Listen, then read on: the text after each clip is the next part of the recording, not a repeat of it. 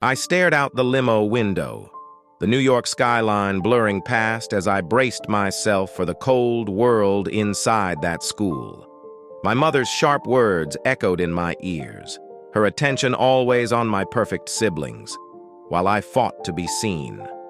My only escape was the music I poured my soul into, hidden away in that lonely shed. But today, everything changes. I'm ready to prove I'm more than just the forgotten kid in the back seat. This is my story. Enjoy watching. Cody looked out the window as their driver drove fast down the highway to his new school. At 15, he was finally starting high school. His sister Stephanie was a junior, and his brother Andy was the oldest as a senior. The New York skyline brightened the sky, but Cody kept his excitement inside. He knew the school had one of the best music programs in the country. If he did well there, he could get into one of the art colleges in the city. "Andy, Stephanie," their mother said, breaking the quiet in the limo. Cody noticed her bright red dress, but she was mostly looking at his brother and sister. Sometimes he felt like the child they didn't really want but had to raise.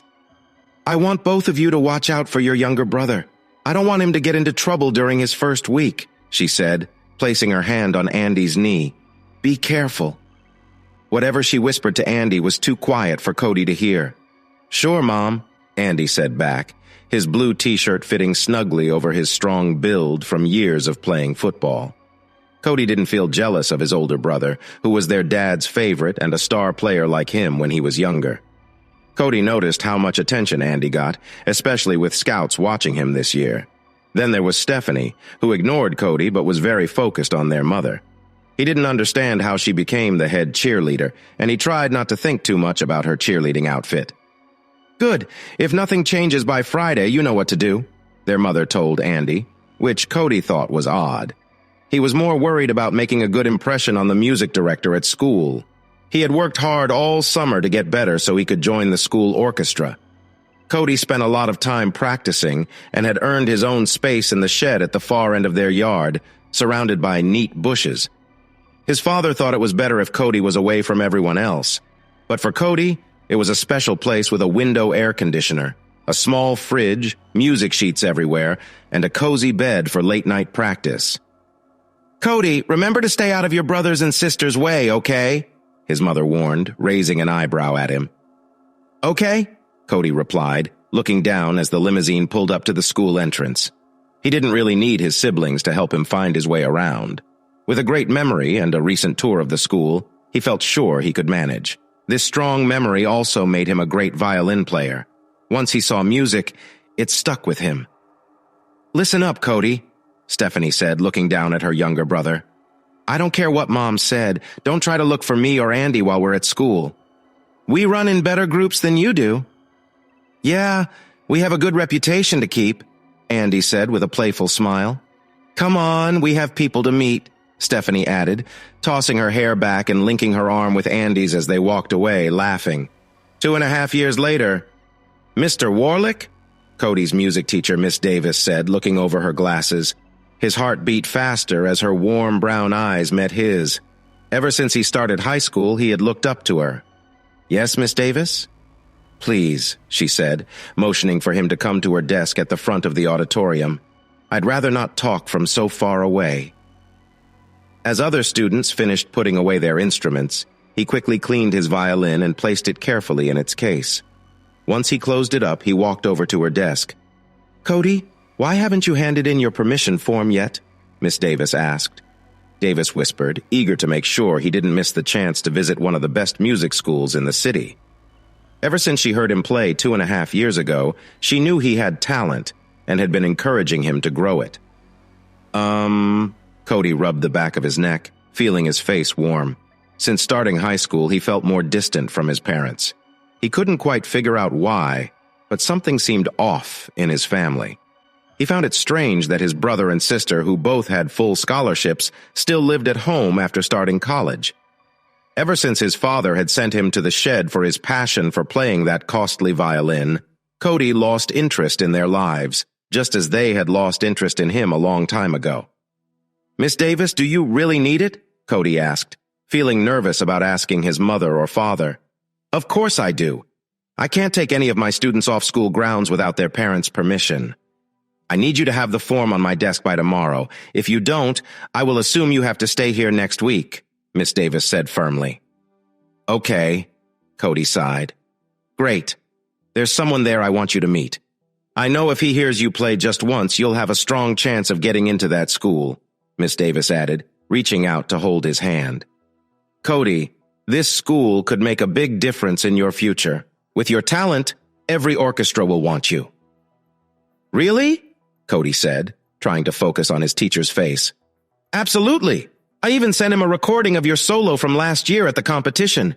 He was thrilled to hear you might be part of the group visiting his school. So please get that form signed. I want the best for you, Miss Davis encouraged. Davis said, her eyes shining with excitement. All right, I'll check if they can sign it, Cody replied, not wanting to let his music teacher down.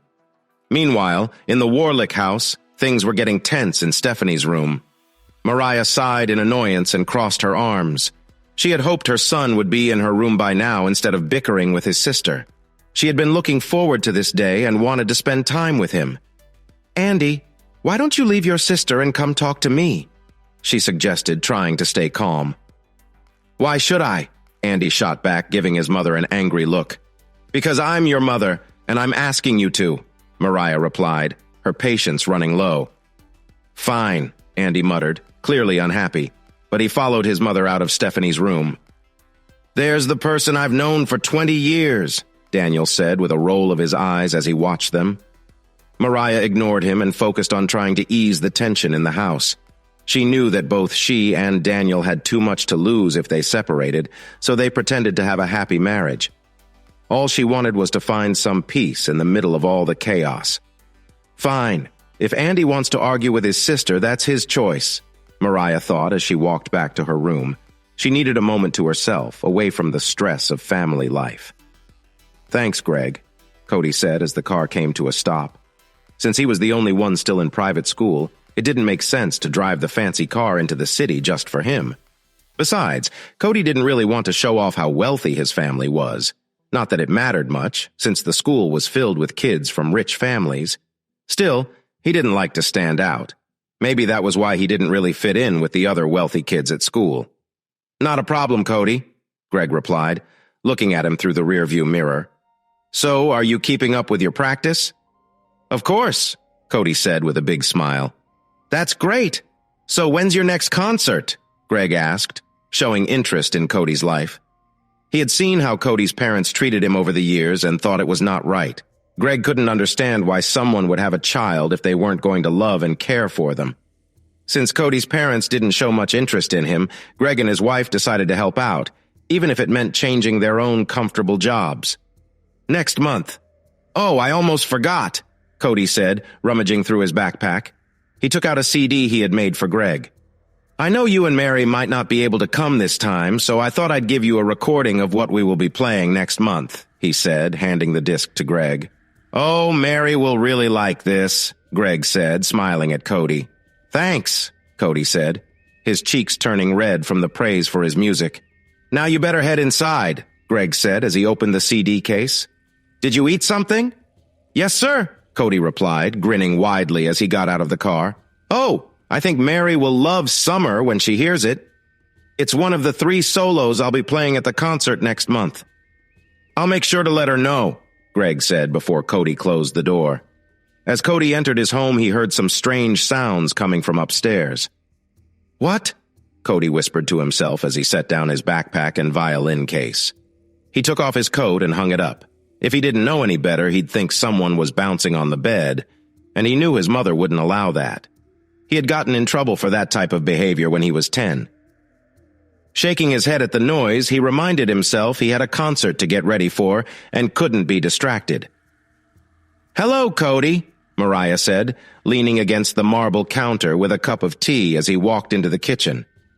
How was school today? She asked in her kindest, motherly voice. Fine. Same as always, Cody replied, raising an eyebrow as he placed his case on the counter and moved toward the refrigerator. He opened the door, hoping to find his favorite snack, but he let out a sigh when he saw that someone had eaten the last pudding cup. He closed the door hard when he figured out that his brother Andy had taken it on purpose, knowing how much Cody looked forward to it after school. Jocks being jocks, snobs being snobs, just another day in high school, Cody said, glancing at his mom. You know, Mariah said, lifting her warm drink, it's been a long time since I heard you play. Yeah, 8 years go by fast, don't they? Cody replied, rolling his eyes. They sure do, Mariah nodded, not bothered by his tone. Why don't you play something for your mom? I don't know, I have a lot to do, Cody said, reaching for his violin case. Please, just one song, Mariah said, pretending to be curious.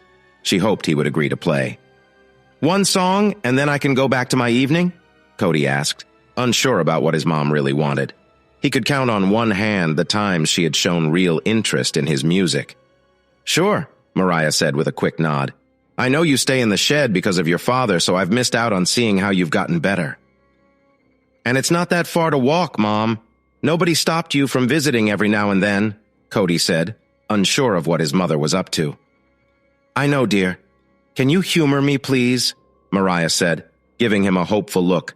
I promise I'll try to come visit you in the shed more often. Fine, Cody replied simply. He opened his case, looking for a song that would be short and not take too long. He didn't want to play the song he was preparing for an audition. He felt that his mother didn't really need to hear that. Instead, he smiled as he took out the bow and violin from the soft lining of the case. Stepping back from the island to give himself space for the music of Antonio Vivaldi's Summer, he took a deep breath and started to play. Mariah's eyes widened as she heard the clear, beautiful notes.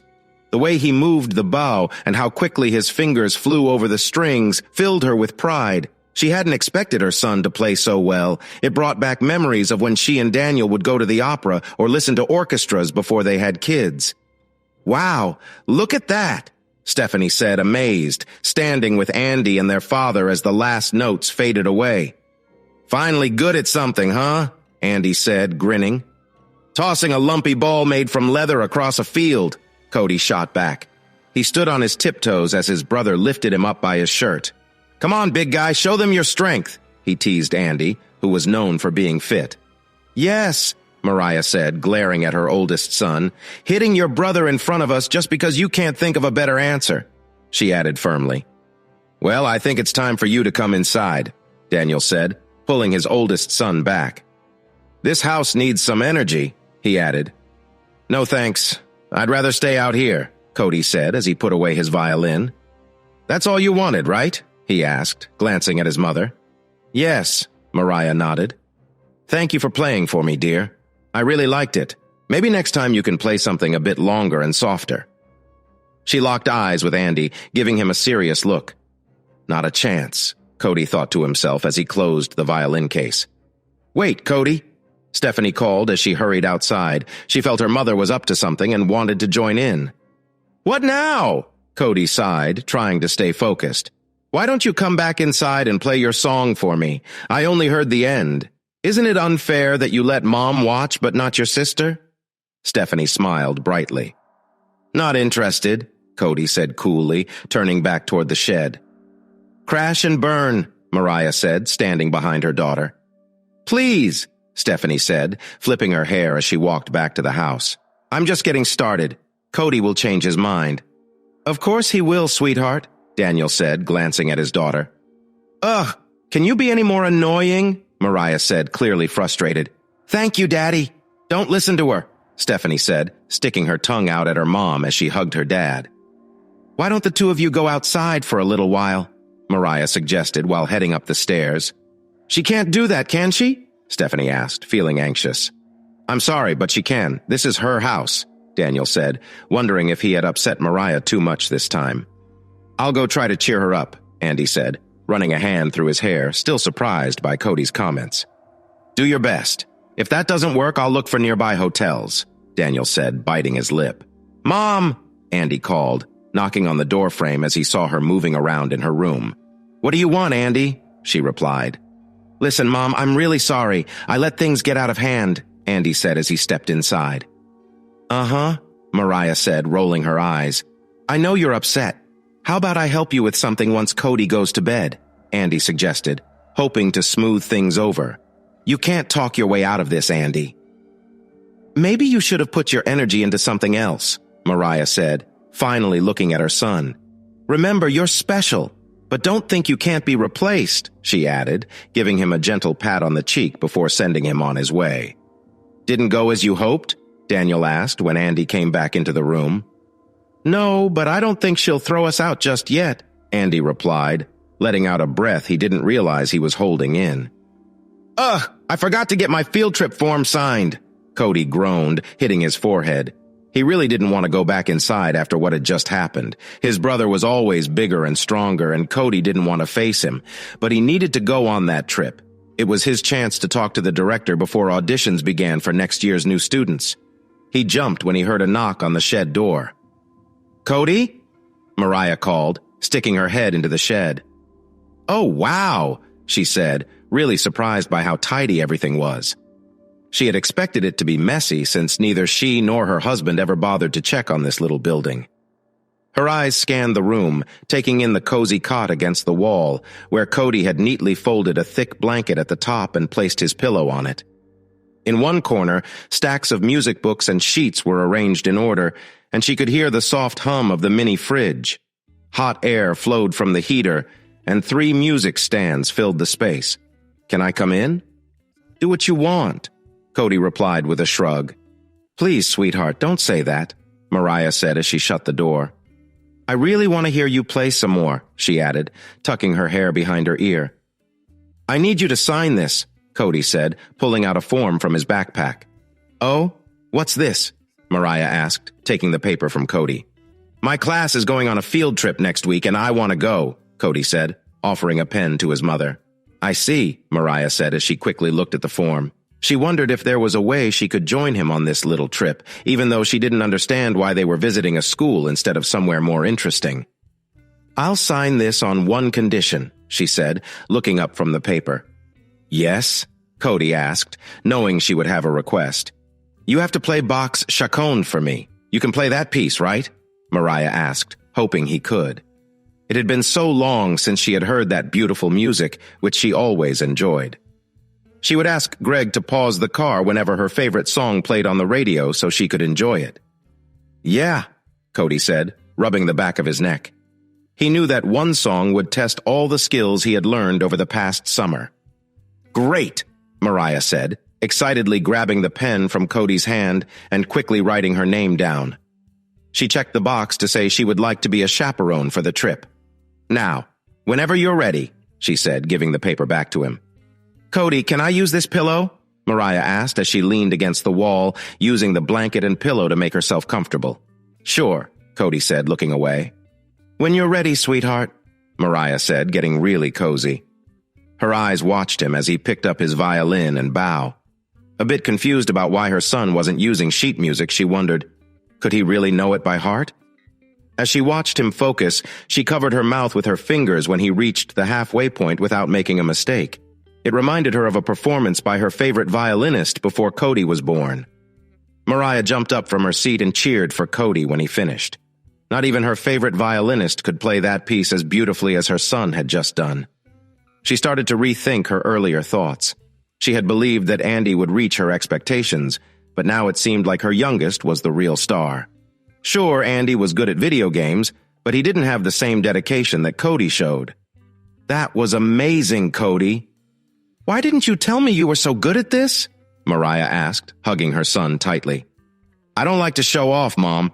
That's just not me, Cody replied, feeling a bit uneasy. Well, I'm really sorry I didn't notice how much you've improved by yourself, Mariah said with a warm smile as she stepped back.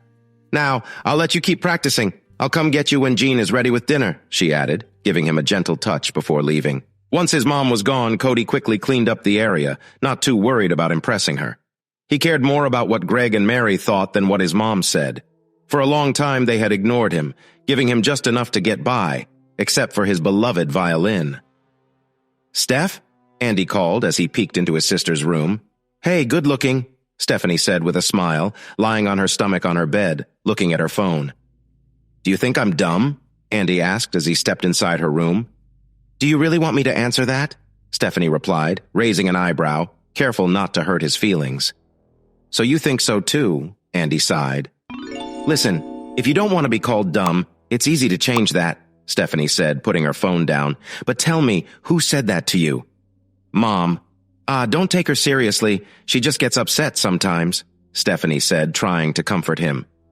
Andy stayed quiet, knowing it was best to not say more. He had already been scolded once that night. He didn't want to have another talk that might take him away from his mother. Andy knew he had a lot to do to win her back over. He definitely wasn't going to ask his younger sister for help. Stephanie was already too proud, thanks to how their dad treated her like a princess. Their chat stopped suddenly when they heard footsteps racing down the hall. Andy turned just in time to see Cody rushing into the bathroom. "No more school hot dogs!" Cody huffed as he came out, only to bump right into Andy's chest. "Yeah, those things didn't sit well with me either," Andy said, looking at his brother who was nervously glancing around as he reached for the door handle, trying to close himself back in. "Hey, chill out," Andy said, putting his hands up. "I just want to talk." "What about?" Cody asked, his voice a bit shaky, not sure he could trust Andy. "Tutoring," Andy replied, sounding serious. Are you really sure you want me to help you study?" Cody asked, looking confused. "Exactly," Andy nodded. He wasn't going to let his mom call him stupid ever again. "If you help me, I can help you build some muscle," he said, "if that's what you want." "I'm happy with how I look," Cody replied, glancing up at his brother. "But if you pay me $20 an hour, I might help you," he added, not really wanting to tutor his older brother. "Deal!" Andy said, giving his brother a friendly slap on the shoulder. "Kids, dinner!" Mariah called when their cook was finished. "So, Cody, have you played any concerts yet?" Daniel asked as they sat down to eat, finally showing some interest now that his youngest son had caught his attention. "Yeah, a lot of them. You just never bothered to ask," Cody said coldly while spreading butter on his roll. "Well," Daniel felt embarrassed by the way his son spoke. "We're sorry for not paying attention before, dear," Mariah said, placing her hand over her son's as she sat next to him. "I'd like to know when your next concert is." "I can't wait to see you take the stage with your talent," she said, nudging his shoulder playfully. "No, she doesn't," Stephanie jumped in. She wasn't going to let her mom have her way. She wanted to be first to cheer for her brother. "She's just saying that to make you feel good," she told him, giving her mom a stern look. "I am not," Mariah said, feeling defensive. "Clearly, you don't recognize real talent," she added. "But then again, you barely passed high school." Cody didn't pay attention to their bickering as he cut his prime rib. The dinner show was entertaining enough. "You're just a spoiled brat now that you're not the center of attention. I really wonder how you'll manage when your trust fund is gone." "Mom, you wouldn't!" Stephanie exclaimed, shocked at the idea of losing all that money. "You wouldn't let her do this, would you?" she asked, glancing at her dad. "Sorry, sweetie, but you often rely too much on that when things don't go your way," Daniel replied, poking at the green beans on his plate. "You can't do that," Stephanie shouted. "Actually, I can, and I will. I don't have to support you two anymore. You're both adults. It's time you started behaving like it," Mariah said, enjoying her sense of control over her children. "And that goes for you too," she added, giving her husband a pointed look. "Wow, what a family I have," Cody thought to himself as he chewed on his prime rib. He knew that if anyone watched their dinner conversations, they would be shocked. But this was just how his family was. Cody wondered how they became this way. Why did everything they did involve teasing each other? Why couldn't they just act like a regular family? However, he knew they would never change. "So," Mariah asked, leaning closer, "when is your next concert? I really want to see what you can do with a full orchestra." Next month," Cody replied, a bit nervous. "Great," Mariah smiled softly. "Cody," Daniel interrupted, "your mother and I are having a party next Friday. Would you like to perform for our guests?" "Nope," Cody said quickly. He did not want to spend hours with snobbish guests. "Please, Cody," Stephanie chimed in, giving him a hopeful look. "I would love to hear you play," she added, even though she didn't really like classical music. She wanted to prove she could win against their mother. If Cody agreed, she would have an edge. "No," Cody repeated. He wasn't interested in spending his Friday with them. He cared more about his practice than their plans. "Please consider it," Mariah suggested gently. Just think about all the people who will admire your talent. Don't you want to impress your dad? She whispered. Plus, Mr. Atwood will be there. He owns the Seymour Opera House and the second largest orchestra in town. Don't you think it would be great for him to see you perform? She asked, noticing her son's eyes light up. Keeping her smile to herself, she felt she had caught his interest, more than she could with her other children. I'm sure once he hears you play, he'll want to help you out. He might even offer you a chance to perform for him. I know he doesn't like competition, especially from someone as talented as you, who could really make any orchestra stronger if that's what you want, Mariah said, smiling as she took a sip of her drink. Cody thought for a long moment. This was very different from how his mom usually acted. She never went out of her way to make sure he had the best of everything, and his dad never asked him to perform for guests. But could he really let this chance go? He had heard of the orchestra that the man owned. Cody had sneaked away a few times just to listen to them play and see the talented people who were in such groups. That was one reason he had worked hard to learn Bach's chaconne.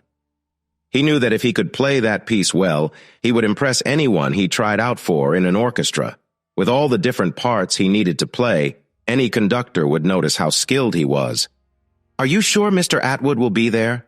Cody asked, genuinely curious. "Oh, yes," Mariah nodded. "He never misses our parties. If you play Bach's chaconne as beautifully as you did for me, he will be very impressed," she said, her voice full of support. "And with our guests, you know they will talk about you around the city. So you, my boy, will be the topic of conversation for people who matter for a while. And I think that's what you want, right?" Mariah asked with a knowing smile. "I'll agree on one condition," Cody said firmly. "What is it?" Daniel asked, curious. "I get to pick which songs I play," Cody said, standing firm. "Of course, dear. It wouldn't be fair for us to decide what songs you should play since you're the musician," Mariah said, leaning in a bit. "All I ask is that you include Bach's chaconne on your list. I really love that piece, and it makes me so happy to know that you can play it so well. I'm sure Mr. Atwood would be amazed that someone your age has mastered it," she added. "I have so much to do," Cody whispered to himself. He needed to practice more than ever to do his best. "Why don't you grab your violin and play while we finish dinner?" Mariah suggested. "Yes, good music would make this meal even better," Daniel added with a smile. Once Cody was out of hearing range, Mariah turned her attention to her daughter. "Whatever you're planning stops now. Do you understand me?" she said firmly. Stephanie felt nervous under her mother's sharp gaze. "Yes, Mom," she replied, feeling small but determined to keep her plans hidden. "Good. And drop that attitude. No one wants to deal with it," Mariah warned, taking a sip of her drink. "You're being so unfair," Stephanie protested, trying to stay calm. "If you didn't try to take what is mine, we wouldn't be fighting," Mariah replied coolly. "Think carefully about what you do next. I'm not afraid to end our support. I'm curious how you'll get by without my help if you keep arguing with me." "Not a chance!" Andy shouted as the music of Jimi Hendrix's All Along the Watchtower filled the house while Cody practiced. He jumped up from his seat, ready to join in. As he moved to the kitchen, he pretended to play the guitar, enjoying the upbeat tune. "Come on, play it, brother!" Andy yelled to distract from the worries in the dining room. "Wow, I didn't know you could play that on the violin," he said when Cody finished. "Yeah, it's not too hard once you know the notes and how to move the bow," Cody replied, glancing at his brother with some doubt. "Then you can play any modern song on the violin?" Andy asked as he sat down on a stool in the kitchen. "Yeah, pretty much," Cody answered, getting ready to play another song, but then the hair on his bow snapped. "Oh no!" he groaned in frustration. Cody always kept a backup bow for times like this, even though it was made from synthetic materials. He thought it didn't sound as good as one made with real horsehair. "Do you have another one?" Andy asked, peering into his brother's violin case. "Yeah," Cody replied, feeling down. "What happened?" Mariah asked as she walked into the kitchen after helping her daughter. "His bowstring broke," Andy said, watching Cody carefully take out the leftover pieces of the old string. Cody frowned as he opened a small compartment in his case. "What's wrong, sweetheart?" Mariah asked, seeing his frown as Cody opened a new package. "I don't like this synthetic string, but I can't afford to buy a real horsehair one this month," Cody said, sounding frustrated. "But I'll have to make it work for now." "Cody," Mariah said, crossing her arms. "You just need to tell me when you need things like this. I just want what's best for you, and if real horsehair string helps you play better, then you can have it." "Really?" Cody replied, feeling surprised. This kind of offer was very different for his mother. Something about her seemed off, and he wished he could figure it out. "Andy, why don't you take your brother into town? I'm sure you won't mind," Mariah suggested, knowing it would give her time to handle some things. "Sure," Andy said, happy to help. "Let me get my keys," he added, pausing as he walked by her, unsure of what else to say. "Cody, if you need anything else, just let me know," Mariah said, watching him finish wrapping the new string and put it back in the package.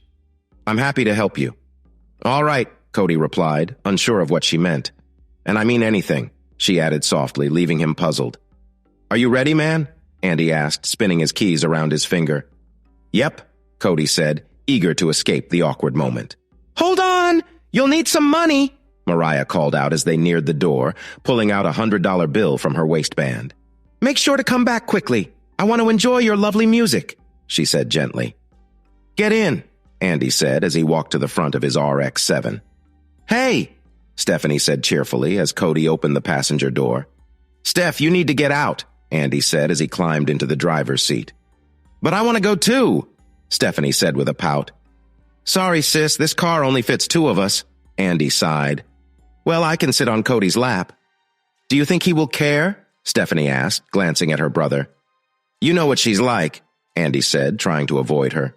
"Whatever," Cody sighed, wanting to hurry to the late-night music store before it shut down. It was the place he usually went to when he sneaked out at night. "I promise you'll like it," Stephanie said as she stood up. "Are you comfortable?" she asked. "Not really," Cody replied, gazing out the window, hoping to switch the subject. "Are you sure?" Stephanie asked playfully, but he didn't find it amusing. "Definitely," Cody said quickly, wanting to end the conversation. "You know you're going to hear about that later, right?" Andy said with a hint of laughter in his voice as he switched gears.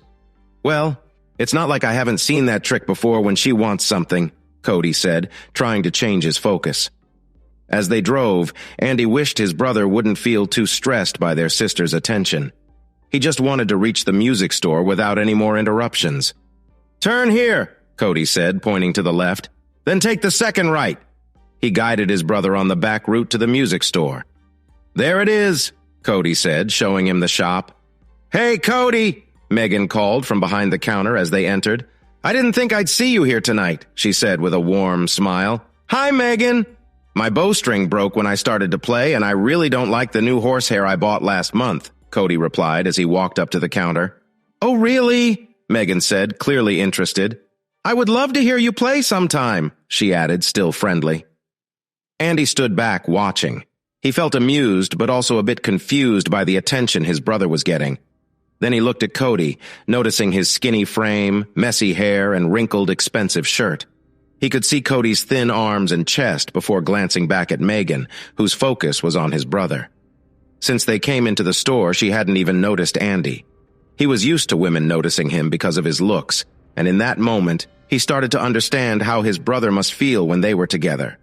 They always had a strong presence whenever they were out in public. "Do you have your bow with you? Mike can help fix it for you," Megan said in a kind voice, "while you play that tune for me." "Wait, can't you do it yourself?" Andy asked, surprised by Megan's look of disbelief. "I don't think you'd want to hear me play, especially with all those great jazz players around," Cody said shyly. "That's not true," Megan replied, brushing off his comment. "They played for me, but I didn't ask them. You, though, I have asked," she said, leaning a bit closer. Andy noticed and gave his brother a gentle nudge to show what he saw. "So why don't you show me what you can do?" Megan said with a friendly smile, encouraging Cody. "Oh, okay," Cody stuttered, having trouble looking away from her. "Great," Megan said. "Now what kind of bow hair will it be this time? Are we sticking with the usual or trying something new?" she asked excitedly. "I'll go with the pale Mongolian horsehair," Cody replied, choosing what he trusted. It cost about $75 with an extra fee for making it again, but he knew it would give him the sound he liked. Sadly, he couldn't buy it just yet because his allowance hadn't come in. Luckily, his mother had a plan for that. "Good old favorite," Megan laughed as she reached for the item on the peg. Hey, I like what I like, Cody shrugged with a grin. Well, I hope that includes me, Megan teased as she walked to the register. Of course, Cody nodded, listening as she pressed the buttons on the cash register. That'll be $76.32, Megan said, lightly brushing her fingers against Cody's hand as she took the money. Just stay right there while I take this to Mike, okay? Sure. Don't you go anywhere, Megan joked. Dude, why didn't you tell me there was someone like her around here and that she really likes you? Andy said, giving Cody a friendly nudge. What do you mean? Cody asked, puzzled. Man, Andy sighed, shaking his head in frustration. My brother has an attractive older woman interested in him and he doesn't even see it, he exclaimed, looking up as if looking for patience for his brother's cluelessness. She doesn't like me, Cody whispered, still not convinced. Come on, a woman doesn't act like that for no reason. Plus, she hasn't looked at me once except to point out my mistakes. So yeah, she is definitely interested in you, Cody. Andy was eager to help his brother understand these hints. What? Is that really what it meant? Cody asked, surprised. We definitely need to get you out of that shed of yours sometime, Andy said, giving Cody's shoulder a friendly pat. I know this violin might not be a special one, Megan said, coming out with one of the store's rental instruments. A smile spread across her face as she saw Cody standing there, still not realizing she liked him. But I hope you will still play for me, Megan said kindly, setting the violin gently on the counter. Sure, I'd be happy to, Cody replied, glancing at his brother, who gave him a small nod, letting him know he had said the right thing. Yay! Megan exclaimed, bouncing on her feet. Cody tried to ignore how lively she seemed. Go stand on the stage so we can hear your playing better, she said, pointing him toward the stage before picking up the stool from behind the counter. This isn't really a solo violin piece, but it can be played like one, Cody replied, resting the violin on his chin. Maybe I can help, a girl's voice called out from the hallway leading to the tutoring rooms. A small teenager appeared, carrying a cello case. Would a cellist be useful? Susie, I didn't know you were still here. I thought your last student left an hour ago, Megan said, surprised. She did, but I wanted to practice. You know I can't do that at my mom's apartment, Susie said, setting down her case and looking at Cody, who was ready to play. She noticed he had a good posture, showing that he was talented. How long have you been playing? 8 years, Cody said, noticing how worn her case was, but more curious about how she cared for the instrument inside. I really appreciate your help. It wouldn't sound right with just me playing, Cody said, lowering the violin. Oh? What song were you going to play? Susie asked as she knelt down and opened her case. Cody is going to play Barber's Adagio for strings, Megan said, looking at Cody with encouragement. I see, Susie said, her heart beating faster. She had been practicing that song for months, trying to get it just right when she played alone. Let me get a chair and a music stand, okay? Sure, you aren't in a rush, are you? Cody asked, glancing at his brother. No, but is there a place for me to sit? Andy asked, looking around the shop. Yeah, you can take that drum stool over there, Megan said, pointing to it. Andy nodded and went to get it. Cody felt a bit shy with all the attention from the women around him. He had always focused on one thing in life, his music, so anything else seemed like a distraction he didn't need. Now we can get started, Susie said as she walked in with a folding chair and a music stand in her hands. Cody watched her carefully set up the stand and chair, paying close attention to her cello. Megan, can you give us a countdown? Susie asked, looking at Cody as he held his violin. And a 1 and a 2, Megan said, using her fingers to lead her little group. Megan and Andy sat quietly as the music began. Megan felt tears fill her eyes as the beautiful sounds floated in the air. She was very touched by the performance and realized that Cody was right. Playing the song alone would have missed some of its heart. That was so beautiful, Megan said as she wiped her eyes. Thank you, Cody replied to Megan and Susie, giving a small bow to both of them. You play really well, he said, glancing at Susie. You do too, Susie replied, her cheeks turning pink. How do you play without any music notes? I have a great memory. I can remember the notes, but it still takes talent to play them, Cody said humbly. and you definitely have that talent. I had a lot of fun playing with you, Susie said, reaching out her hand. Me too, Cody replied as he shook her hand. Well, Susie said with a hint of sadness. I need to go home, she added, as she gently put her cello away. So do we, Andy said, looking at his phone and seeing a message from their mom. Do you really have to go? Megan asked, wishing she could spend more time with Cody. Looks like we have to, Cody said, noticing his brother nodding and seeing Mike come in from the workshop. That's too bad, Megan said, raising her arms up to stretch. Thanks for bringing me, Cody said, holding his bow close as they drove back home. I'm your brother. It's no trouble, Andy said, thinking about how the day had gone. He had often underestimated Cody, but now he saw how wrong he had been. Cody? Is that you? Mariah asked as the front door shut. Yeah, Cody replied, ready to practice before bedtime. Great, Mariah said, stepping out to meet him. She held his violin in her hands. Now you can play for me, she suggested with a smile, giving the violin back to him. I wanted to relax and listen to you play, she added, guiding him to the living room where she sat down to enjoy the music. That was so nice, Cody, Mariah said, smiling as the evening went on. But now it's getting late. You should go to bed, she added in a gentle tone. Okay, Cody said as he headed back to his room. Andy, you can come out now, Mariah called, knowing her oldest son had been in the bathroom. She felt happy knowing her kids were close by. Mariah loved spending time with her family and always wanted to keep their bonds strong. Wednesday, a week later. I'm so glad you could come, Cody, Miss Davis said with a smile at her favorite student.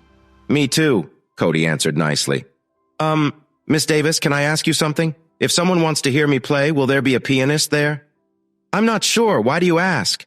Miss Davis replied. Because, Cody said, looking around before leaning closer. I need someone to play the piano for Nocturne Op. 9, num 2 in C-sharp minor. Oh? Miss Davis said, thinking about it. She felt proud of Cody and his hard work in music. I think I could help you with that if you don't mind working together. Not at all, Miss Davis, Cody said happily, noticing his classmates walking towards the bus.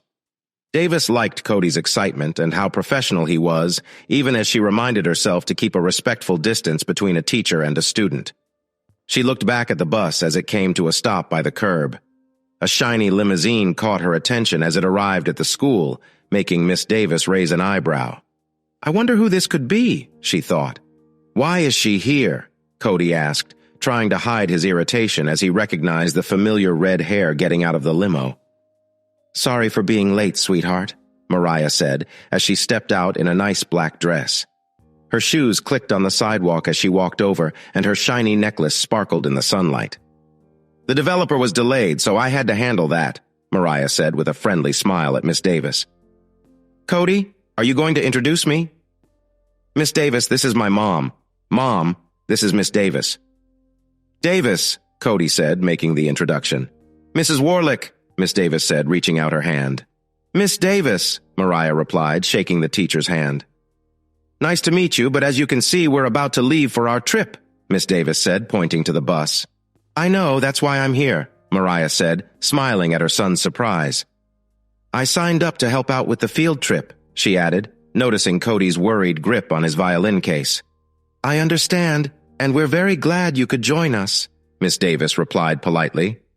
Would it be okay if my son rides with me? Mariah asked, wanting to avoid the bus.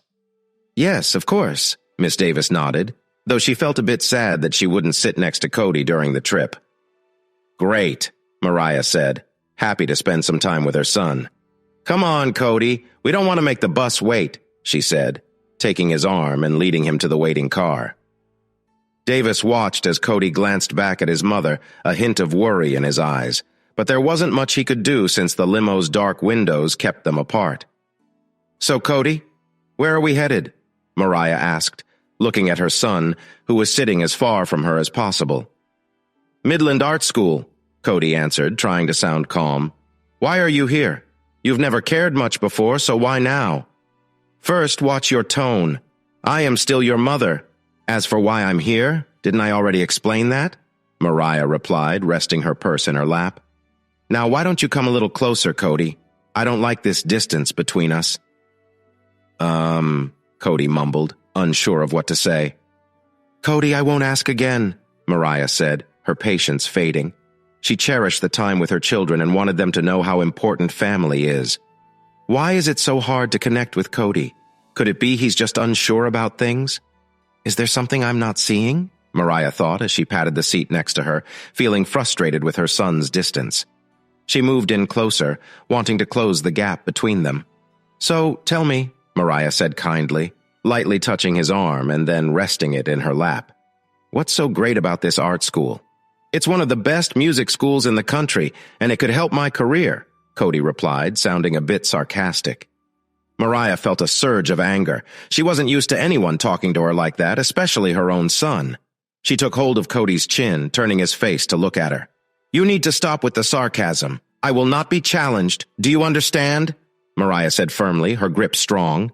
But instead of fear, she noticed a spark of defiance in Cody's eyes. It was a tough situation she wasn't ready for, and it made her uneasy. Cody quickly moved away from his mother, clearly uncomfortable with what was happening. Mariah's frustration increased as she tried to keep control. "Is that so?" she said, her tone sharp. "How will you pay for this school without my help? How will you buy all the things I give you? The school fees, the food, the clothes? These things cost money, Cody. You need to remember that." "I don't need anything from you," Cody shot back, wishing the car ride would end so he could escape the tense mood. Mariah turned her head sharply as she noticed the car slowing down and the window between them going down a bit. "Ma'am, we are almost there. Just 2 more minutes," Greg, the driver, said, picking up on the tension in the car. "Thank you, Greg," Mariah replied, trying not to let her anger show.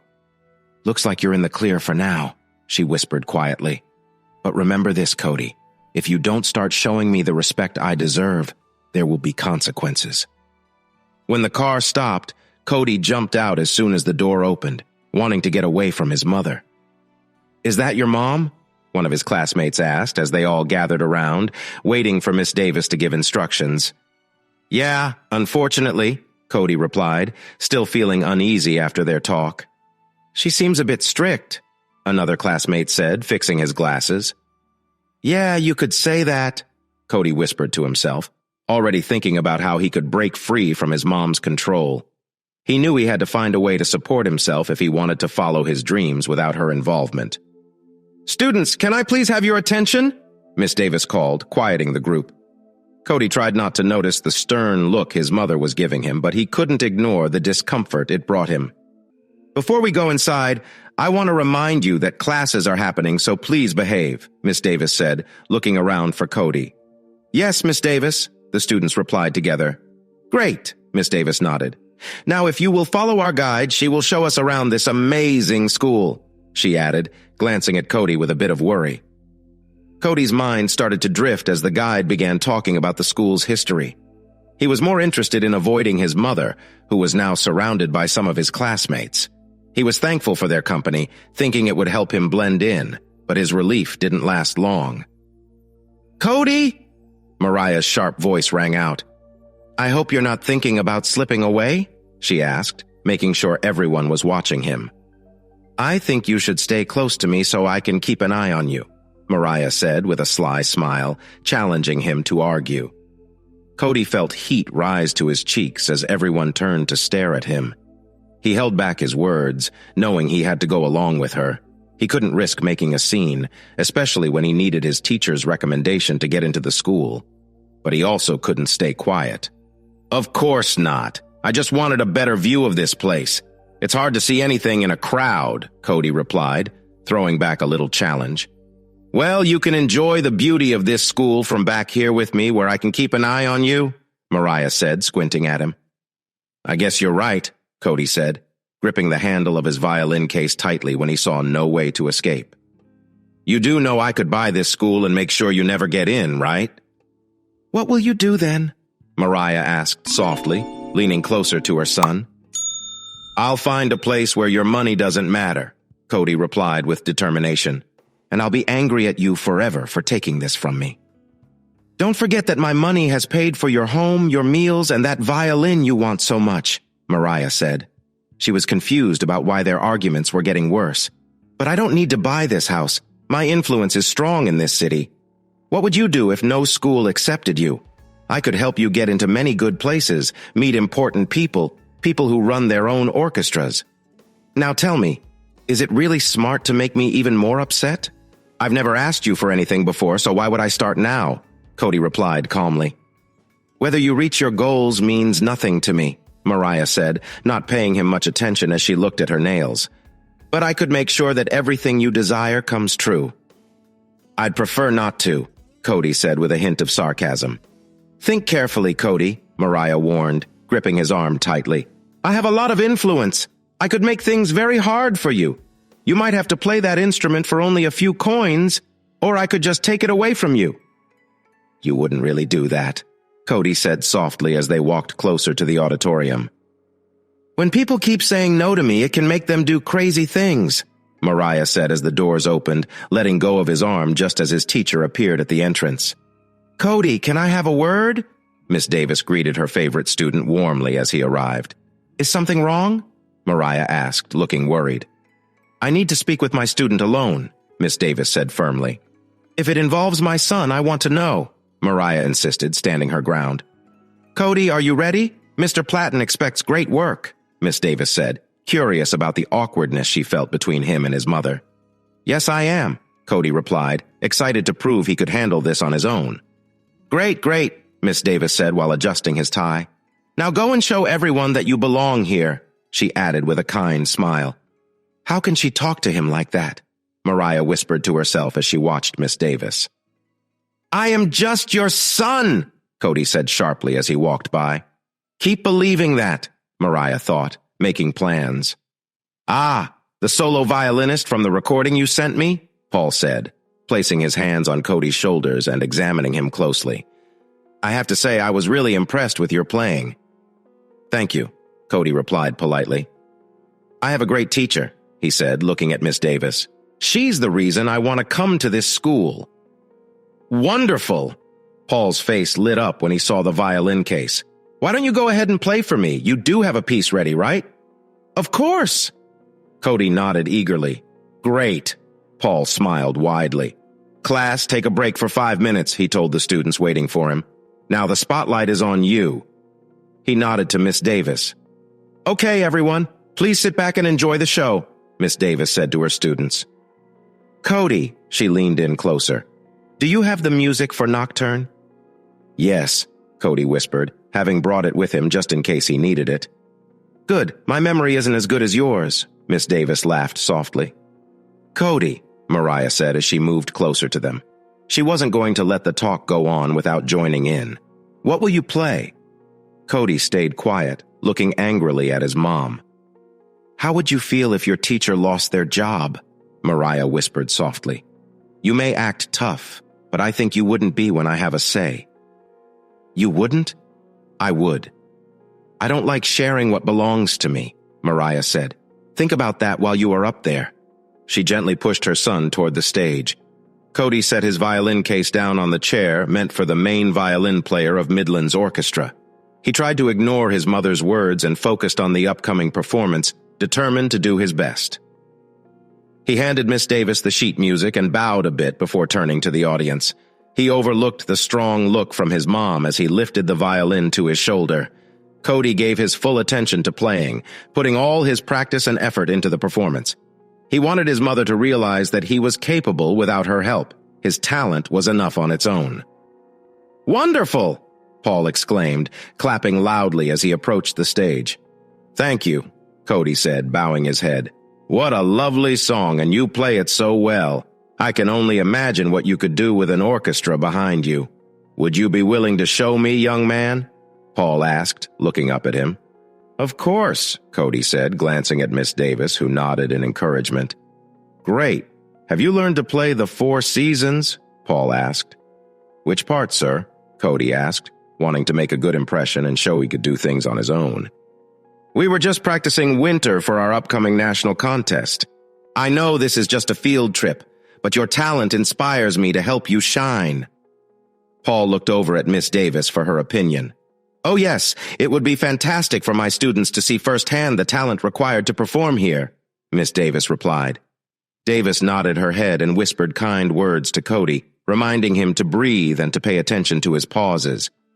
"Yes, Miss Davis," Cody replied, focusing on what he needed to do. He quickly brushed away any distractions and got ready to play with the house band. "Amanda, why don't you take a break?" Paul suggested to his lead violinist. "Cody, would you like to take her place for this song?" "Sure," Cody said, turning away from his mother, determined not to let her affect him this time. Mariah watched her son play, feeling both proud and worried. "He's so talented," she thought, recognizing his skill, even as worries about another teacher's attention crossed her mind. "That was beautiful," said the woman sitting next to Cody when the song finished. "You never practiced with us, but your talent is amazing." "I can't take all the credit," Cody said humbly, nodding to the orchestra. "Cody?" Paul asked, putting down his baton. "I want you to join this school if you're interested." "Really?" Cody's eyes got big with surprise. "Yes, you played beautifully without any practice. You are truly special," Paul said, smiling warmly and reaching out his hand. "I would be very happy to come to this school," Cody said, trying to stay calm. "Great! You'll hear from me in a few weeks," Paul said. "Now go get your things. I'm sure your class wants to keep going on their tour." "Yes, sir," Cody answered with a nod. "Cody, you did it!" Miss Davis said, bursting with pride. "I'm so proud of you." "Good job, man. I don't think I could perform like that so suddenly," one of his classmates said. "Yes," Mariah said, looking at her son's tight shoulders. "We'll need to discuss this when we get home. It's important. You chose a school without thinking about how you'll pay for it," she said, letting out a sigh and shaking her head. "But you did play very well, and I think you should be proud of that," Mariah said with a teasing smile as she noticed Cody's stubbornness. "Maybe you should practice more often for me, so you can keep improving." "That won't happen," Cody replied coldly. "Come on, you shouldn't talk to your mom like that," one of his friends said. "Yes," Mariah added, wiping her eye. "It makes me sad that my own son speaks to me like this," she said, pretending to feel hurt. "All right, everyone, let's keep going. There's still a lot to see." Miss Davis turned his attention away from Cody. "This isn't over," Cody said quietly as he walked away. "Oh dear, it's just the beginning," Mariah replied with a grin. "Thank you all for visiting Midland, and please think carefully about what you want to do after high school," their tour guide said from the school steps. "All right, class," Miss Davis said, glancing at her watch. "If you came here with your parents, you can go home now. The rest of us will make it back just in time for the final bell. Oh, before I forget, I want you to go home and practice Winter," the piece we heard today. "Who knows? You might get a chance like Cody did," she said, sending her students off. "Come on, Cody, it's time for us to go home," Mariah said, putting her arm around Cody. "We can talk about this school on the way home," she added, trying her best to sound like a caring mother. "You know no one believes your little show," Cody said, keeping his voice quiet. "Oh? I think they do, especially your teacher. I wonder what will happen if I share my concerns about how she treats her students," Mariah said with a sharp tone. "I bet she just wanted to be a teacher her whole life. Imagine how she'll feel if I make sure she loses her job." "That's not true, and you know it," Cody shouted, drawing attention from those nearby. "Please, Cody, not here," Mariah begged, sticking to her act. "Fine, I'll find my own way home," Cody began, but he was halted by the firm grip of his mother's hand.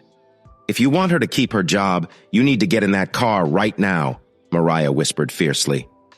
Cody glared at his mother, feeling trapped and frustrated. "Why are you doing this?" he said sharply, pulling his arm away from her and getting into the limo with a sigh. "Take us home, Greg," Mariah instructed as the door shut. She noticed Cody sitting far away from her and tried to soften her voice. "Cody, I know I came on too strong." "Too strong? You threaten my teacher just because I don't want this," Cody shouted, his anger spilling out. "I understand, but can't you see? I only want what is best for you. Who better to know that than me? Your mother?" Mariah said, trying to sound calm. "You don't know me at all," Cody replied, his voice intense. "You let others raise me, so don't pretend to know what's right for me now." "Watch your tone, Cody. I am still your mother," Mariah said sharply, her frustration growing. "Why can't you just be happy for me? I just got into one of the best art schools in the country, and all I hear from you are threats," Cody said. frustration clear in his voice. Mariah felt her anger rising as she saw that her usual ways were not working on her son. She quickly decided to try a different plan. "You're grounded for the rest of the school year," she announced. "Like you're ever here to enforce that," Cody replied, looking out the window as the limo moved through New York. "Oh, but I will be," Mariah said with a sly smile. "I'll be here every day when you come home from school and every night when you go to bed. I'll know everything you're up to," she added, her voice becoming serious. "But," she said, raising a finger, "I will forget everything that happened today if you just agree to follow my rules from now on." "Not a chance," Cody said firmly. "I understand," Mariah replied coldly. "Then you can no longer go into the shed by yourself. You will practice your music where I can see you at all times. If you don't, you will lose that violin you love," Mariah said, pointing to the case in Cody's lap. "And I will make sure your teacher loses her job." Cody stared at his mother, realizing how far she would go to control him. He knew he had to find a way out, but for now, he kept quiet, thinking of a plan. "Do you understand that you could hurt a woman's job?" Mariah asked, her anger growing as Cody stayed stubborn. Cody's grip on the case tightened. He was not going to let Miss Davis lose her job because of his mother's strange obsession with her. For more than 2 years, Miss Davis had helped him improve his music skills. He couldn't just watch while his mother attacked her. No, he wasn't that kind of person. He understood enough to protect someone who didn't see the danger around them. "Fine," Cody said roughly. "I'm sorry, it's just—" "Save your apologies for someone who believes your words," Cody replied, turning away from his mother. Mariah felt angry inside at her son's stubbornness. This wasn't how it should be. He was supposed to listen the moment she warned him about his teacher, to do everything she wanted without question. Instead, they were caught in a quiet battle. Why wasn't Cody giving in like every other man she had known? Why did it feel like a constant struggle whenever she looked into his eyes? Could it be that her youngest son was just as strong-willed as she was? Was that why she felt like she was against a solid wall? The ride home continued in silence as they arrived at the cold gray stone steps leading to the front door. Mariah and Cody exchanged angry looks, each waiting for the other to act first. It wasn't until Greg opened the door on Mariah's side that she had to get out. She watched over the top of the limo as Cody quickly got out from the other side, slamming the door behind him as he entered the house. This made her feel irritated. Cody marched up the stairs to his room, mumbling to himself as he reached his door. A smirk appeared on his face when he heard his dad inside. "Dad?" Cody called, knocking on the door. "Hi, Cody. Can I help you?" Daniel replied, not looking up from the papers he was reading for his business. "I can't play music for you on Friday," Cody said, realizing his mom had probably mentioned the live music for her party. "Oh? Why the sudden change?" Daniel asked, finally looking at his youngest son. "Because it would upset Mom," Cody said plainly. "Got it," Daniel replied with a smile. He knew that would definitely bother his wife. "I'll miss hearing you play, but I understand. Just make sure you're not home that night." Cody nodded and went to his room. "Hey, Cody," Stephanie said, lying on his bed. She sat up and smiled as he walked in. "This bed is really cozy," she said, smoothing the cover. "It seems like it was made just for you." "You need to leave, Steph," Cody said clearly, turning away from her. "Are you sure you want me to go?" Stephanie asked, a teasing tone in her voice. "Yes, I do," Cody replied, still keeping his back to her. "Okay," Stephanie said, wrapping herself in a towel and heading toward the door, obviously not happy. "Don't think I'll forget this," she whispered as she walked away. "Thanks," Cody said casually, putting his violin case on his desk. "Not a problem," Andy replied, coming into the room with a notebook and a textbook. "I need your help with something." "Oh," Cody said, noticing the math problem Andy was struggling with. "Yeah, I thought since you did calculus this would be easy for you," Andy said, laughing a little as he scratched his head. But then both brothers got quiet as they heard their mom's voice coming down the hall. "There you are," Mariah said, standing in the doorway and looking at Cody. "What are you two doing?" "Nothing you need to worry about," Andy answered quickly, looking between Cody and their mom. He had never seen Cody talk to her like that, and he was surprised at how annoyed she seemed. "You know I'm not going anywhere," Mariah said firmly, staying where she was. "Fine. Stay or go. It doesn't matter to me. Just don't bother me," Cody said, waving for Andy to sit at his desk as he turned on the light. "Cody, you can't talk to me like this in my own home," Mariah said, trying to keep her cool, but Cody's grin was starting to irritate her. "If you don't like it, there's the door," Cody replied, pointing to the exit while glancing at the math problem Andy was struggling with. "Oh, I see the problem. You're trying to multiply the 5 by everything in the parentheses. What you need to do first is solve what's inside the parentheses, then multiply by 5, he said, scribbling on a piece of paper. Once you do that, divide 15 to find A after you finish this part of the equation. He pushed the paper towards Andy, checking if he was following along while tuning out the noise of his bed and their mother's annoyed sighs. "Cody? What's happening? Why hasn't Mom stepped in yet?" Andy wrote down, pretending to focus on the problem. "I'll tell you later," Cody replied. "Now, let's try this one," he said, pointing to another question in the book. "Cody, why are you helping him?" Mariah asked coldly. Cody noticed his brother holding his pencil tightly. "Because he asked for help. I don't see you helping your children. If scaring them is your idea of help, maybe you should think about your parenting," Cody said, looking over at Andy. "Wanting to improve is a good thing, but you wouldn't understand that," he added, giving Andy a supportive pat on the shoulder. "We're going to talk about this once he's done," Mariah said, giving Cody a stern look. "Yeah, I get it," Cody said, brushing her off. "Andy, it's time to go now," Mariah said after an hour had passed. "If you need more help, I'll get you a tutor." "Why? I already have my tutor." "I'm paying Cody for his help," Andy said, turning around in his seat.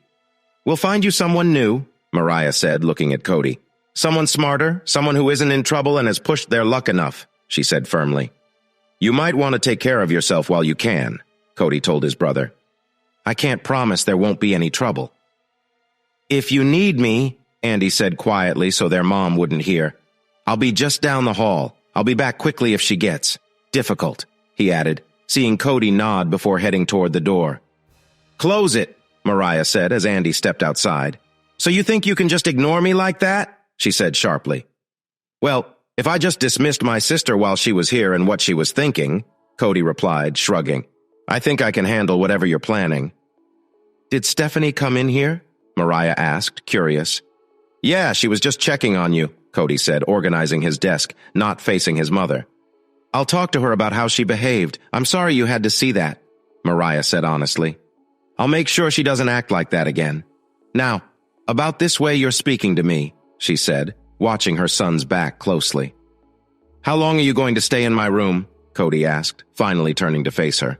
"I told you, as long as you're living in this house, I'll be nearby," Mariah said with a grin.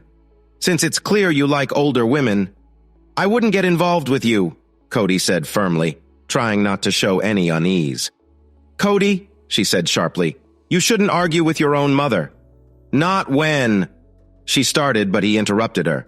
"Ma'am, dinner is ready," their chef called out, saving Cody from whatever his mother was about to say. "My, aren't you the lucky one?" Mariah said with a sly smile. "Mom, what's going on?" Andy asked, peeking into his brother's room. "What do you think I am doing?" Mariah responded coldly. "I'm having a private talk with my son," she added, squinting at him. "Well, can you wrap it up later? I'm really hungry," Andy said, trying to change the subject. "You know I need to gain a few pounds," he lied, aware of his mother's tricks, yet he felt proud of Cody, who seemed to be standing firm like never before. "Don't think this is finished, young man. I can wait all night," Mariah said. "When I set my mind on something, how long do you think you can hold out?" Mariah asked, her voice firm as she stared at Cody. "For as long as it takes to get out of this house," Cody replied, standing firm. He knew he had to handle things with his mother for 4 more months before he could hopefully find his own place. "Oh, do you really believe you can escape me that easily?" "Mom, dinner?" Andy chimed in, trying to ease the tension. "In a minute," Mariah snapped. "But it's going to get cold," Andy insisted, rolling his eyes. "You better not think you can skip dinner with me," Mariah said, pushing away from the desk and opening Cody's door. She brushed past Andy as she walked down the hall, trying to keep her growing frustration in check. She had never chased after someone as much as she had to chase after Cody, her own son, and it frustrated her that he was resisting her so much. But she also believed that when he finally gave in, it would feel like a big win. "Cody, what is happening?" Andy asked once their mother was out of earshot. "Mom kissed me today and then said she would ruin my teacher's job because she thinks Miss Davis likes me," Cody said, throwing his hands up in frustration. "She doesn't care that I just got into a great art school. Now I'm grounded because I won't give her what she wants," he said, pinching the bridge of his nose. "Wow, that's really messed up," Andy said, surprised by how far their mom would go. He knew she was serious about getting what she wanted, but this was too much.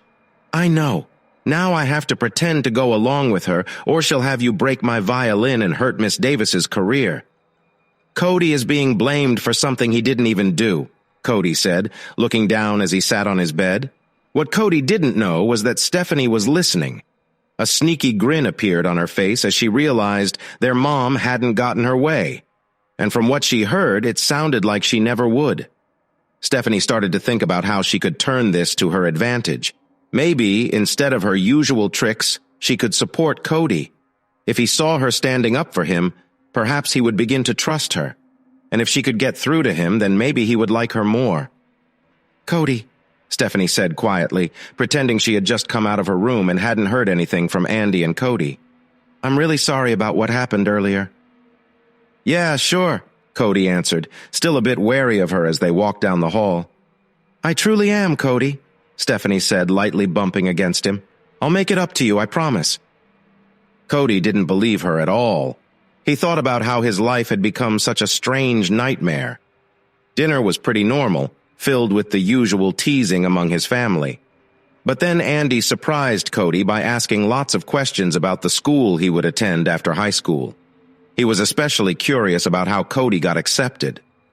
Cody felt proud that he had done well in his performance of Winter, and he began to hope that he and Andy could actually have a regular brother relationship.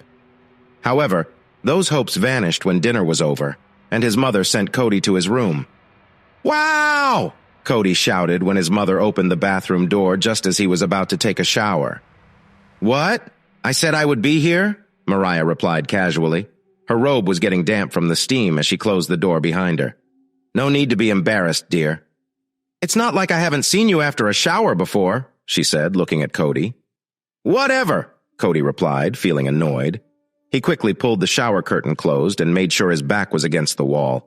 He didn't want to give his mother any more reasons to tease him. I think I need to change that curtain," Mariah remarked, as if she knew what he was thinking. "A good mom needs to keep an eye on her son, and I can't do that if I can't see you properly." "You." Cody peeked out from behind the curtain, his words fading away when he saw his mom standing there. "Could you please give me some privacy?" he asked, looking uncomfortable. "Why should I? You should have locked the door if you didn't want me here," Mariah said, not listening to his request. "You're enjoying this, aren't you?" Cody said, trying to hide his annoyance as he quickly wrapped up his shower. "No, never. But a woman can do extreme things when the one she cares about ignores her so much," Mariah said, staring directly at her son. "That's not true!" Cody shouted, surprised by what was happening. "I told you!" Mariah replied, her anger rising. "You can't talk to me like that! Now for your consequences!" she said, grabbing Cody's chin, her eyes filled with frustration. "You're not being reasonable," Cody said, quickly pulling away from her hold. "Now get in there," Mariah said, guiding her son back to his room after he had showered. She took the towel from around his waist and gave him a serious look. "You won't need this anymore," she said firmly. "Please," Mariah said, insisting. "I've already seen you after your shower. It's time for bed, young man." "But I'm your son," Cody replied, clearly uneasy. "That's enough," Mariah said, showing her frustration. She stepped back, letting Cody quickly grab some pajamas to wear. She wanted to let him keep his pride. "What a shame," Mariah said with a playful tone. "But I have all the time in the world. Do you think you can handle the long months we'll be together?" "Of course," Cody answered, feeling steady as he finished putting on his clothes. He couldn't understand why his mother was acting this way or what was going on with her. "Why now? She's never really paid attention to me before," he thought as he buttoned his pajama shirt. She must be dealing with something. That's got to be why she's acting like this, he thought, trying to figure it out. You've made me wait, Cody, Mariah said when he came out of the closet. Come on, it's time for bed, she said, patting the space beside her. Friday night. Cody, Andy whispered as he quietly entered his brother's room after their mom left to get ready for the party. Yeah, Cody replied, spinning around in his chair. Do you want to get out of here? Andy asked, excited to help his brother escape the heavy feeling at home. Of course, Cody said, feeling happier at the idea. Great, Andy said, tossing Cody his car keys. He knew they couldn't leave together, or their mom would get suspicious and start looking for them. Too many people she trusted would want to help her find them. Why not go see Megan? Maybe you'll get to know her better without me around, Andy suggested with a smile. What about you? Cody asked, looking at the keys in his hand. Don't worry about me. I'll keep things busy for you. I'm good at that, Andy said. Since Cody told him about their mom's trouble with his teacher, Andy had been thinking a lot about how he acted. It made him want to be a better brother. Now get out of here, and don't come back until at least 2 a.m. By then, their mom would be tired from the party, and it would be easier for Cody to slip back in without being noticed.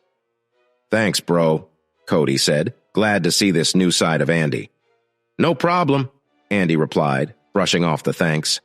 It's the least I can do for everything you've done for me. Looks like you're planning something, Stephanie said, appearing behind Andy. She had overheard them and was ready to lend a hand. Don't worry, I'm here to help, she said, smiling at her brothers. Andy and Cody exchanged looks, trying to judge if she was sincere. All right, come on, Mom is probably in the living room right now, so this is your best chance, Stephanie said, glancing at Cody. She didn't know who Megan was, but she hoped she wasn't after anything bad from her little brother. Don't trust Stephanie, Andy whispered to Cody. He knew his sister well enough to see that she wasn't being nice for no reason. Cody nodded as they quietly made their way down the hall. Mom! Cody is sneaking out! Stephanie shouted as she rushed down the hallway. What? Mariah gasped. Cody quickly moved as Andy pushed him out the door. Go! I'll keep them busy as long as I can, Andy said, closing the door fast. Cody's heart raced as he ran down the stairs after sharing one last nod with Andy through the door. He slammed the driver's side door of his brother's car shut.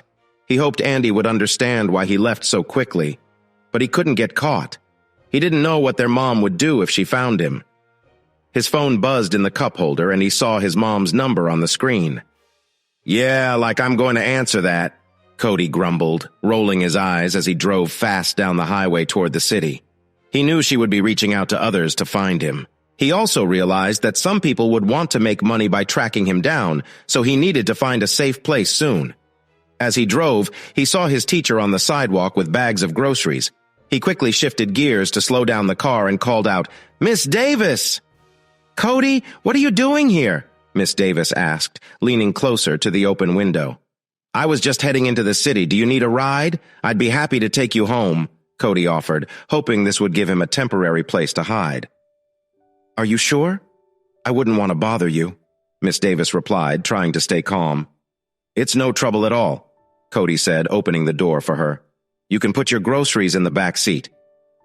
Thanks for the ride, she said, fastening her seatbelt. So, do you have plans for tonight? Miss Davis asked as they began to drive. Not really, Cody said, turning into the parking lot of the apartments. I kind of left home without a plan. Then you haven't had dinner yet, she asked. No, Cody answered, remembering what his brother had mentioned. I'm not a great cook, but I can make some spaghetti if you're interested, Miss Davis offered, hoping to spend some time together. Just then, 2 police cars entered the parking lot with their lights flashing. You in the car! Put your hands up! Shouted one of the officers. Cody, what's happening? Miss Davis asked, looking worried. I don't know, Cody said, feeling just as confused. Passenger, slowly open your door, the officer instructed. Miss Davis took a deep breath, her heart racing as she looked at Cody, unsure of what would happen next. Davis followed the officer's instructions while another officer came up from the other side. Driver, please step out of the car slowly, the officer instructed. I want to know why I'm being arrested, Miss Davis argued. A report says that this car is stolen, the female officer explained. What? That doesn't make any sense. Cody, tell them you didn't take that car, she yelled. Of course I didn't, Cody said, feeling upset as the officer checked him. How can I take my own brother's car? He replied. Do you have a reason for being in a car with an older woman? The officer inquired. She's my teacher. I was driving her home. Look in the back. It's full of her groceries, Cody responded just as their mother's car arrived in the lot. Mom, he said, realizing she was behind this situation. Ma'am, is what he said true? The female officer asked. Yes, he was helping me so I wouldn't have to carry my bags home, Miss Davis confirmed. Davis shook his head in disbelief at what was happening. How could anyone know Cody was here? Mariah wondered, her mind racing with ideas. The back has bags from the local grocery store and the key is still in the car, the round officer said after they received the call about the car's location. He felt uneasy about the whole thing. It seemed like someone was secretly pulling the strings, and he didn't appreciate it. Ma'am, do you have the receipt? The officer asked, trying to get things sorted out. Yes, it's in my bag. Plus, the store's security cameras will show that my student came to pick me up shortly after I left, Rosalind said, hoping to fix the mistake. Cody! Mariah shouted, hurrying across the parking lot. You did this! Cody yelled, trying to get to his mother, but the officer stopped him with handcuffs. Is this your son, ma'am? And does this car belong to your other son, Andy Warlick? The round officer asked, sensing something was not right. Yes, Mariah replied coldly, confused as to why this officer wasn't one of those she usually dealt with. And were you the one? Jerry, I think we should end this. Sorry for the mix-up, young man, the main officer said, taking off the handcuffs. Leave me alone, Cody mumbled quietly. Mind your words, kid, the officer replied sharply. Thank you for clearing things up, officer, the female officer said as she let Rosalind go. You'll regret this when my lawyer gets involved. Wrongfully holding someone is a big deal, Rosalind said, trying to make the officers see how serious this was. I think it's time for us to go, the officer said, giving a small nod to Mariah. Now get in that car. And Andy, help the woman with her bags, Mariah said firmly, giving Rosalind a stern look. Sorry, I did my best to stop her, Andy said apologetically as he and his sister moved past their younger brother, noticing the frustration in Cody's eyes. Do better next time, Cody responded coldly as his mother pulled him toward the car. I'm really sorry about all this, Andy said, helping Rosalind with her bags. My mom can be very controlling. That's putting it lightly, Rosalind sighed, feeling upset that she couldn't spend more time with Cody. Is Cody going to be okay? I hope so, Andy replied. Mom won't do anything too out of line. Please tell Cody I said thank you for the ride and I'll see him in class, Rosalind said as she grabbed her bags and shut the door with her foot. Oh, what am I going to do? She whispered to herself, leaning against the door, thinking about how much she loved hearing Cody play music and how she wished to help him become one of the best musicians she knew. Pull in here, Greg, Mariah instructed, telling her driver to park in a garage. Find us a nice quiet spot, she said, her eyes narrowing as she looked at her son. Now go get yourself a coffee or something to eat and don't come back for an hour. My son and I need to have a serious talk about his actions, Mariah said, her voice strong. Now, she said after Greg had left. You have nowhere to go, she added, looking at Cody with a strict expression as he tried to open the door, only to find it was locked for safety. Cody sighed as his mother came closer, showing her disappointment. Mom, this is silly. Can we just discuss this calmly? He asked, hoping to ease the tension. Calmly? Mariah said, her voice sharp. You think you can keep disobeying me without any fallout? You need to start accepting the results of what you do, she said firmly. Mom, I'm not trying to disobey you. I just want to live my life without feeling so much pressure, Cody replied, his voice steady but strained. You don't understand, do you? You're not just living your own life. You are part of this family, and you have duties, Mariah said, her annoyance growing. I won't let you mess up everything we've worked for just because you want to go your own way. Is this really about our duties, or is it about you wanting to control everything? Cody asked, looking right at her. Mariah paused, her face softening a bit. I want what's best for you, Cody, but you need to see that you can't just run away from your problems. You have to deal with them, she said, her voice calmer. "I understand, Mom, but we need to find a better way to talk to each other. This isn't helping," Cody replied, hoping to find some agreement. Mariah took a deep breath and stepped back. "Maybe you're right, but that doesn't mean you can keep acting out. There will be consequences if you do," she warned. Cody nodded, feeling relieved that things were less tense. "I get it. I'll try my best, but I really need some space," he said. "Space?" Mariah asked, her tone questioning. "I'm your mother. I'm not going to just leave you," Mariah said, her voice calming down a bit. "I know, but we both need to adjust. Let's get home first and talk about it later, okay?" Cody suggested. Mariah nodded, her anger fading away. "All right, we'll discuss it when we get home," she agreed, signaling for Greg to come back. As they waited in silence, Cody hoped this would be the start of a better relationship with his mom, even though he knew it would take some time. She realized her son would go to great lengths to support that woman. "In the end, everyone gives in," she thought. "I'm not happy about this," Cody said, looking away as a tear dropped onto the seat. "I promise, Cody, over time you'll see things differently," Mariah said gently, resting her hand on his shoulder. "Look at me, Cody," she urged. "You're making a hard choice, but you will understand it one day." "I don't care," Cody said, his voice shaking. Mariah didn't seem sorry as she kept going, her determination clear. "Cody, do you get what's happening?" Mariah asked, leaning in close to make her point.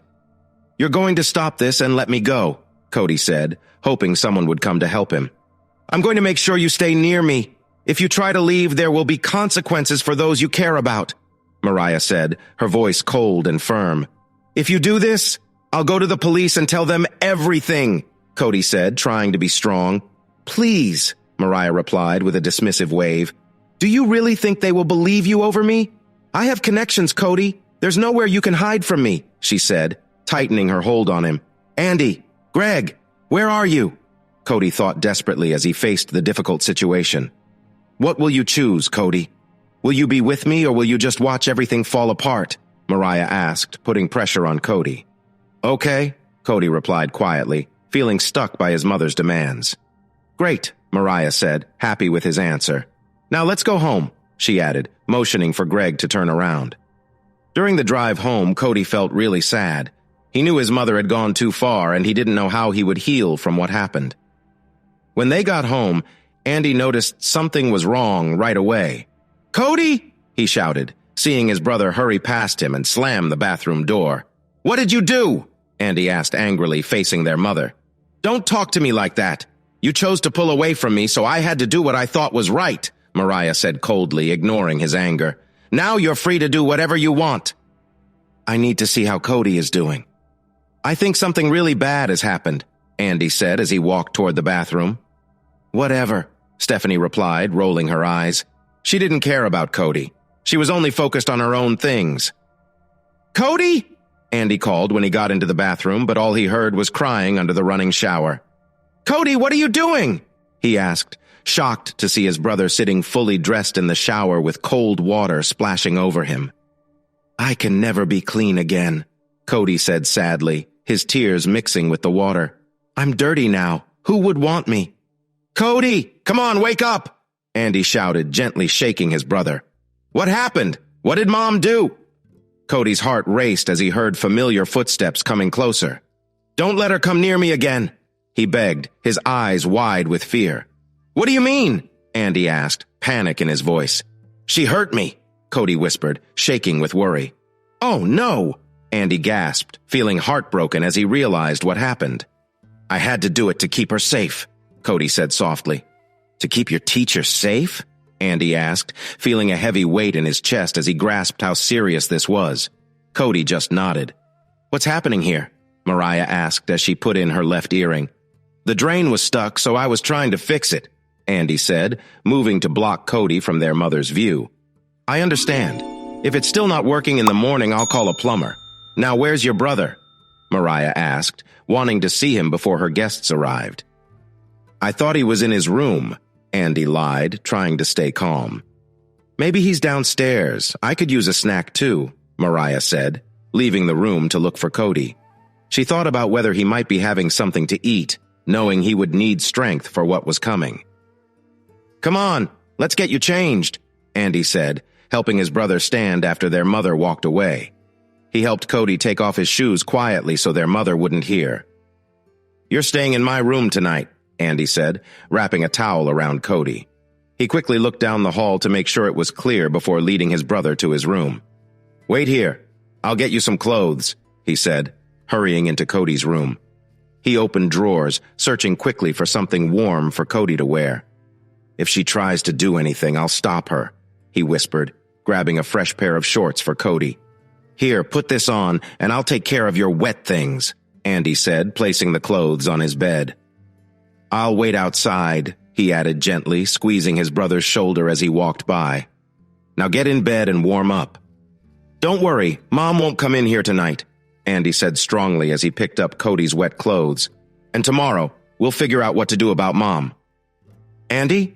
Stephanie whispered as she peeked into the room when the party was going strong. She knew this was her chance to check on her brothers. "Not right now, Steph," Andy said, holding the door handle tightly.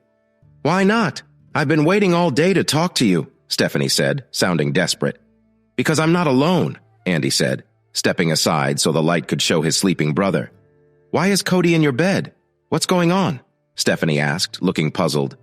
"Mom did something really bad to Cody and he needs to rest. If you care about him at all, you'll let him be," Andy said, his voice full of frustration. "No way! Mom would never do that," Stephanie said, covering her mouth in surprise. "Well, it seems she did." "I found him in the shower swaying a bit," Andy said, glancing at his brother. "Let me help," Stephanie said with concern. No matter what had happened, Cody was still her brother and she couldn't ignore him. "You promise?" "Of course," Stephanie answered. "Why is he still shaking?" she asked, noticing Cody's body trembling. "He was in the cold water for too long. I don't think he's warmed up yet," Andy said, gently shutting the door. "Help me get warm, Andy," Stephanie said, turning away from him. "Why?" Andy asked, unsure of her intentions. "Because the quickest way to warm him up is to share body heat, and I don't see you getting in bed with him," Stephanie explained as she took off her dress and let it drop to the floor. "Could you please hang this up for me?" she said as she walked over to the bed trying to help Cody. "Are you going to stay with him all night?" Stephanie asked, moving a bit closer to Cody to help him feel better. "Yeah, Mom isn't coming near Cody tonight," Andy replied as he sat back down at his desk. "Why would Mom do this to him?" Stephanie asked, holding Cody tightly, wanting to make him feel safe. "Cody told me he did it to help his teacher. Mom threatened her, and Cody felt he had to act," Andy explained, noticing that Cody had started to stop shaking. "Cody did that for a teacher?" Stephanie asked, surprised. "Yes. Mom thought his teacher liked him or something, and she said she would ruin her job. Cody felt like he had no choice. I don't know if I could be as brave as Cody. You see me, I'm strong. But Cody is the one who put himself on the line to help someone else." "Who would have thought that the sibling who doesn't look like us or share my strength is the bravest of all?" Andy said, shaking his head. Stephanie pulled Cody close, realizing she had not seen his true strength before. She reflected on how caring Cody had been, even with the tough upbringing they had. "I want to support Cody." "Like you did earlier today?" Andy asked, unsure about her plans. "All right, I admit that was a mistake," Stephanie sighed. "If I had known what Mom would do, I wouldn't have acted that way. I was just trying to compete with her, but I never meant to upset Cody." Cody, where are you, sweetie? Your mother misses you." Stephanie noticed Cody growing tense in his sleep. "Do something, Andy. I don't want Mom to find Cody," Stephanie whispered. "Right away," Andy said as he stood up from his chair. "Andy, have you?" Mariah's eyes went wide as she noticed the serious look on her son's face. He was clearly upset, but he kept his cool. "I'm going to say this once, so pay attention. You've made a big mistake. You didn't give Cody a choice, did you? Do you even realize how much this has affected him? You might have heard everything he's worked hard for. I know you well enough. If you found out he was struggling, you'd lose interest. So if this happens again, there will be consequences. Do you understand?" Andy said firmly. Mariah could only nod. She hadn't thought about how her actions could hurt Cody. No, Mariah couldn't think that way. Cody was her son. He was strong. Yet she wondered if she had gone too far. "Where is he?" Mariah asked, trying to calm her racing heart. "Somewhere safe from you for the night. Andy said coldly, walking back to his room. Please, Mariah's voice trembled with worry. Where is my son? If I didn't know any better, I'd think you actually cared, Andy said, shaking his head in disbelief before closing his door. I think Cody is getting comfortable, Stephanie said, yawning after holding him close for a bit. You wouldn't mind if I stayed, would you? No, Andy replied, focusing on his math homework. He felt proud as the problems he once found hard to understand started to make sense. I promise I'll make it up to you, Stephanie said, moving closer to Cody. She hoped that whoever took care of Cody in the future would truly value him. Don't worry about it, sis. Cody is what matters most right now, Andy reflected, realizing this was the first time he had really thought about his brother's well-being. What's wrong with me? I say I care for others, but what have I done for my own family? He wondered as he looked at his own reflection. The next morning, Cody woke up and realized two things right away. He wasn't in his own bed, and someone was nearby. He remembered what had happened the night before. Good morning, Cody, Stephanie said, yawning and stretching. Cody quickly got out of bed, noticing he was only in his sleepwear. Cody, take it easy, Andy said, kneeling in front of him as Cody began to worry. You're okay. Okay? What does that mean? Why am I in your room and why is Stephanie here? Cody asked, feeling confused. I was just trying to keep you warm. You felt cold after the shower, Stephanie explained. Cold? Cody echoed, trying to understand. Yes, you were in the cold water for too long. Andy found you like that, Stephanie said. I said that? Cody replied, looking surprised. Yes, Andy confirmed. Thanks for your help, Cody said, looking down. Hey, Stephanie said gently, lifting his chin. There's nothing to be ashamed of. It's really brave of you. About Mom's behavior, Andy started, bringing up things that had happened over the last 2 years. So you two are close? Cody asked, glancing between them. Yes, Stephanie answered, resting her chin on her clasped hands. You're being careful, right? Cody asked quietly. Andy chuckled at his brother's question. Hey now! That means you care about being close to me, Stephanie said, noticing Cody's expression. It's fine. We're even now, she smiled. I didn't really see you clearly, Cody said, trying to change the topic. Oh, I can help with that if you'd like, Stephanie said kindly. Go ahead if it helps you get ready for similar situations, Andy said, giving Cody a reassuring pat on the shoulder. This way, you'll be prepared to deal with Mom, who might try to take charge. Are you okay with this? Stephanie asked Andy. Yes, but let's also work on improving your attitude, Andy replied. All right, but only if you take me out tonight, Stephanie proposed. So, are you two a couple or something? Cody inquired. Kind of, Stephanie answered. Dad gets jealous if I spend too much time with Andy. Mom's behavior towards Andy made things tricky. I'm sorry for that, Cody. I hope you can understand later. Now I see why you didn't want me around. I felt like a tag-along, Cody said, tapping his forehead. Yeah, sorry about that. It was just... Andy started, glancing at Stephanie, both of them blushing. No problem, I understand, Cody said, nodding. I might not have had a girlfriend before, but I know what love looks like, Cody said, feeling a bit shy as he sat on his brother's floor. So how about you show your sister what you can do, Andy said, giving Cody a gentle nudge and noticing his brother's shyness. I'll leave you two alone for a bit, he offered with a nod toward Stephanie. Now, Stephanie said, looking at the door after it closed, before we start talking, I want to say how much you mean to me. I know I haven't shown it much, but you are my brother, and I would never want to hurt you or make you feel bad. If at any time you want to stop, just tell me. I won't be upset. I was really impressed by how you helped that woman, and it made me think about how caring you are. So come here, Stephanie said, encouraging her brother to get closer. Let's talk. Oh, okay, Cody said, standing up a bit nervously. Remember, Cody, being confident is important. It's important to take charge when you need to, Stephanie said, sharing tips on how to handle tough situations. Thanks for your help, Cody replied, listening carefully to her advice. Of course, Stephanie said. I'm here to help you tackle difficult moments and to support you. Being ready for anything that comes your way is very important. Okay, Cody said, feeling a boost of confidence.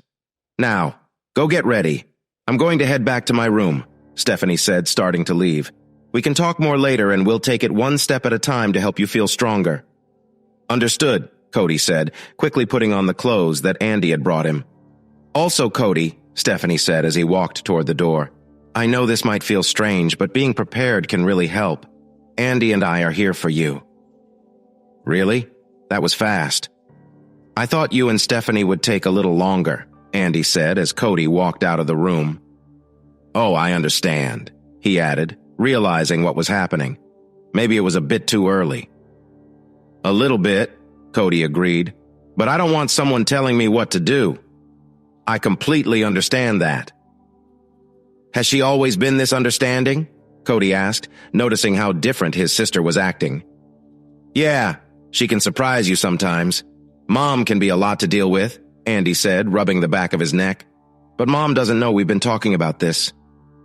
I see. So, do you want to talk more about this later? Also, I need to ask you something when I've had some sleep, Andy said, feeling tired. But if Mom does anything that makes you uncomfortable, just call out and I'll be there to help, okay? Okay, Cody replied, moving aside so Andy could go into his room. Cody looked around his own room, happy not to see his mother. He took a deep breath before stepping inside. He thought about his teacher and hoped she was doing well. He wanted to be ready for any future challenges and was determined to face them with confidence. Cody lay back on his bed, thinking about how things might have turned out differently if his mother hadn't come in. He was startled when he heard the door handle move. Cody? Mariah whispered as she peeked into his room, seeing him quickly move away from where he was sitting. Go away, Cody said sharply as his mother stepped inside the room. Cody, I'm sorry if I upset you. That wasn't my intention, and I regret how things went, Mariah said, trying to clear the air. You can't change what happened, Cody replied, narrowing his eyes. He wished she would leave, but he also understood that standing up for himself could be the right way to deal with the situation. Just go, he said firmly. But Cody, I want to fix things, Mariah said, reaching out to him. Just leave, Cody insisted, pointing to the door. I can't deal with this. Mariah looked at him, feeling worried and confused. Cody, I know I've made mistakes, but we need to talk, she said. I don't want to talk right now, Cody replied. I need to move on. Mariah nodded, understanding that he wanted some time alone. Okay, I understand. We'll talk later, she said as she left the room. Cody took a deep breath, trying to sort through his thoughts. He wondered how to handle everything and focused on managing his feelings in a positive way. Later, Stephanie came into the room and saw that Cody looked stressed. Are you okay? She asked, her concern clear. Sort of, Cody sighed. He felt overwhelmed by what had happened and didn't know how to cope. Stephanie sat down next to him, ready to listen. I can stay and help you if you want, she said kindly. We can talk or just be together. Thanks, Cody replied, thankful she was there. I just need to sort things out. Stephanie nodded, knowing it was a tough time.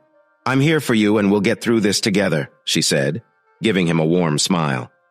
Cody thought of the advice his sister had, not for their mother, but for a girl he liked, and maybe another chance if he was lucky.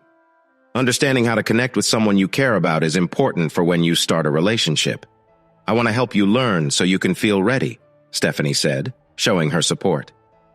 Oh, okay, Cody said, feeling a bit nervous but seeing the value in learning this. Let's take it slow, she suggested. I'll help you with the basics, Stephanie said, trying to make him feel comfortable. As she talked, Stephanie paid attention to how Cody felt, making sure he understood without feeling pressured. It's important to be gentle and considerate. Everyone has different experiences, so we should always be respectful and caring. Cody listened closely, concentrating on what his sister was teaching him. Thanks for helping me understand, he said, taking in the information thoughtfully. Stephanie smiled, glad that Cody was willing to learn. It's essential to talk about these things with care, and I'm here to support you however I can. Cody knew he needed to concentrate on his practice, but he also wanted to honor Stephanie's request. She wanted to help him learn about relationships and respect. Knowing how to connect with someone is important for a good relationship, Stephanie said, trying to help him feel better. Okay, Cody replied, ready to listen. Stephanie continued giving advice kindly. It's really important to be careful and respectful to both yourself and the other person. 2 weeks later, Cody was getting ready for the day, After a quick shower and breakfast, he grabbed his violin and went to his shed to practice. As he started, he enjoyed the stillness and focus that came with making music. Just before noon, Andy knocked on the shed door. Cody looked up, surprised but happy to see his brother. "Cody, can I come in?" Andy asked. "Sure, you can come in," Cody said, turning down the radio. "What's going on?" Andy shared, "Tonight is mine and Stephanie's anniversary, and I want to do something special for her. I was hoping you could play some music. I've spent most of my money on the reservation." "Oh, I understand," Cody replied, seeing the issue. "I can help you. Do you have any songs in mind?" Andy shook his head. "Not really, but I know you play well." Cody looked through his music books and handed one to Andy. "Here, you can pick from these. I know all the songs in this book." "Wow, you know all these?" Andy said, impressed. "Yep. Pick a few and I'll play them for you," Cody said. Andy chose a few songs, and Cody played them perfectly. Andy was excited. "These songs are great. Stephanie will love them," Andy said. "Awesome. I'll see you at the restaurant," Cody said as he put away his violin. Just then, Stephanie arrived as Andy and Cody were finishing. "Andy, where have you been?" she asked. Andy smiled and said, "I had a favor to ask Cody. He's going to play music for our dinner." Stephanie smiled back. "That sounds wonderful. I'm really looking forward to tonight." "Thanks for helping with this," Andy said as he shook Cody's hand. "You're welcome," Cody replied, quickly walking off to get ready for the evening. "I had a great time this morning. We should do it again," Stephanie said with a friendly smile, noticing Cody's cheeks turning pink. "You shouldn't make him shy," Andy said as Cody rushed back into the house. "I wasn't making fun, Andy," Stephanie said, resting her head on his shoulder. "I meant what I said." "Just be nice to him, okay?" Andy said with concern. He wished he had stopped their mom from creating problems and wanted to fix things. "Of course I won't act like Mom," Stephanie replied as they walked to another part of the yard. "Hi, Cody," Mariah said, making Cody drop a plate. He stepped back, looking worried.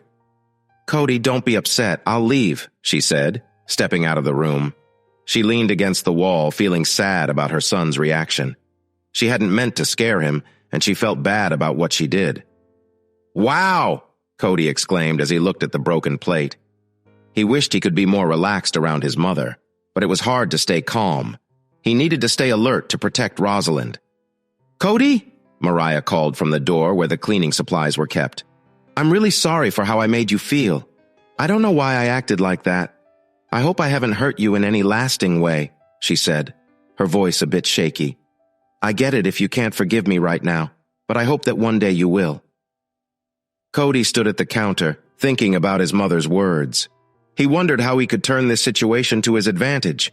He needed to figure out how to deal with it since it was new and tough for him. He took a deep breath before finishing his lunch and getting ready for his private gig. "Cody, are you ready?" Andy asked, peeking into his brother's room. Cody was fixing his bow tie. "Yep, just about done," Cody said while he buttoned his jacket. "Awesome. Steph is in the shower and Greg is ready to take you to the restaurant," Andy said as Cody picked up his violin case. "Thanks for helping out tonight." "No problem. It's nice to have somewhere to go," Cody replied as he got ready to leave. "They know I'm coming and what to expect, right?" he asked softly, worried his mother might hear. "Cody, can we talk for a second?" Mariah called from behind them. She looked a bit messy, with red, swollen eyes from crying. Andy gave Cody a reassuring pat on the shoulder. Mariah surprised them both with what she did next. "I know I have made mistakes," Mariah said, kneeling in front of Cody. "I want to improve. I want to be someone you can count on. I'll accept any punishment you think is fair." "I need some money for dinner," Cody said, testing the waters. "Sure," Mariah replied, pulling out a $20 bill from her robe and handing it to him. "Be careful and take care," she said, her eyes glistening with tears. "Wow, was that really Mom?" Andy said in shock as they stood outside the front door. "She must really want to fix things." "Yeah," Cody said, feeling uncertain about it all. "You should head out now. The hostess is waiting for you and the manager said it's fine for you to go. He'll show you where to wait until we arrive," Andy said, hoping that Mariah meant what she said. If she didn't, there could be trouble. He let his brother down once. Andy didn't want to do that again. "Okay," Cody said with a quick nod before hurrying down the steps. "Where's Cody?" Stephanie asked anxiously as she and Andy slipped out of the house. She hoped her mother didn't notice him. He told me he got a call for a special event, Andy said as he started his car. He wanted it to be a surprise. Oh, that's nice. I'm glad he's away from that house, Stephanie said as they drove into the city. Andy, you didn't tell me we were going to 11 Madison Park. Stephanie gasped with excitement when Andy parked the car and two valets rushed over to open their doors. Good evening, ma'am, one valet said politely, holding her door open. Here you go, sir, said the other valet, giving Andy his parking ticket. I wanted to surprise you, Andy replied, grinning at her as he buttoned his jacket and stepped out of the car. And you really did, Stephanie said, smiling back at him. Oh, just wait. There's more to see, Andy said with a playful grin as they walked up to the hostess. Warlick, table for two, he called out. Please come with me, the hostess responded, guiding them to their seats. Should I bring out that special? She started to say. Yes, please tell him it's time, Andy whispered. What are you up to? Stephanie asked, glancing over her menu. Oh, just a little surprise, Andy said, trying to keep it a secret. Really? Stephanie replied, smiling from behind her menu. The restaurant became quiet as beautiful music filled the air. Stephanie's eyes widened in surprise when she spotted Cody walking towards them, gracefully nodding to the people he passed. You actually did it? I did, Andy said with a smile. I plan to have the best musician here. After all, Cody is the finest violinist I know. Good evening, sir and ma'am, Cody greeted them warmly. I'll be your entertainer for the evening, Cody said with a bow after finishing his song. Oh, Andy, Stephanie said, her eyes lighting up as she looked at her brother. Shall we start with number 4? Cody asked, sharing a knowing look with Andy. Yes, let's also include 3 and 7 since our waiter hasn't come yet, Andy replied, wearing a playful grin. As you wish, Cody said, lifting his violin again. My, it seems someone is trying to impress someone tonight, Stephanie joked. Maybe, Andy said shyly, glancing at her. Stephanie began to see classical music in a new way. Cody's music touched her heart, and the candle-lit dinner Andy had set up made everything feel special. While she wanted to show her little brother how much she cared, tonight was really about her and Andy. Sir, I must say thank you for playing for us tonight. It was beautiful, she said. I want to enjoy the last moments of this lovely evening with my caring boyfriend, Stephanie said, looking up at Cody. Thanks for coming out here on such short notice, Andy said, standing up and shaking Cody's hand like they were just friends. Are you going to be okay getting home? He asked. Yeah, I'll have Greg come and pick me up, Cody replied quietly. Before you leave, why not grab something to eat? Andy suggested, worried about how thin his brother looked. Okay, Cody nodded. Thank you for giving me a job. Enjoy the rest of your night, he added, bowing a bit and playing along with his role. I will, Stephanie said, smiling at Cody as he walked through the restaurant. The customers started clapping, and as she went back to her food, she looked up and saw Cody talking to some people before he left the restaurant. Wait! A voice called out as Cody reached the street corner. Yes? Is something wrong? Cody replied, turning to see the hostess rushing toward him.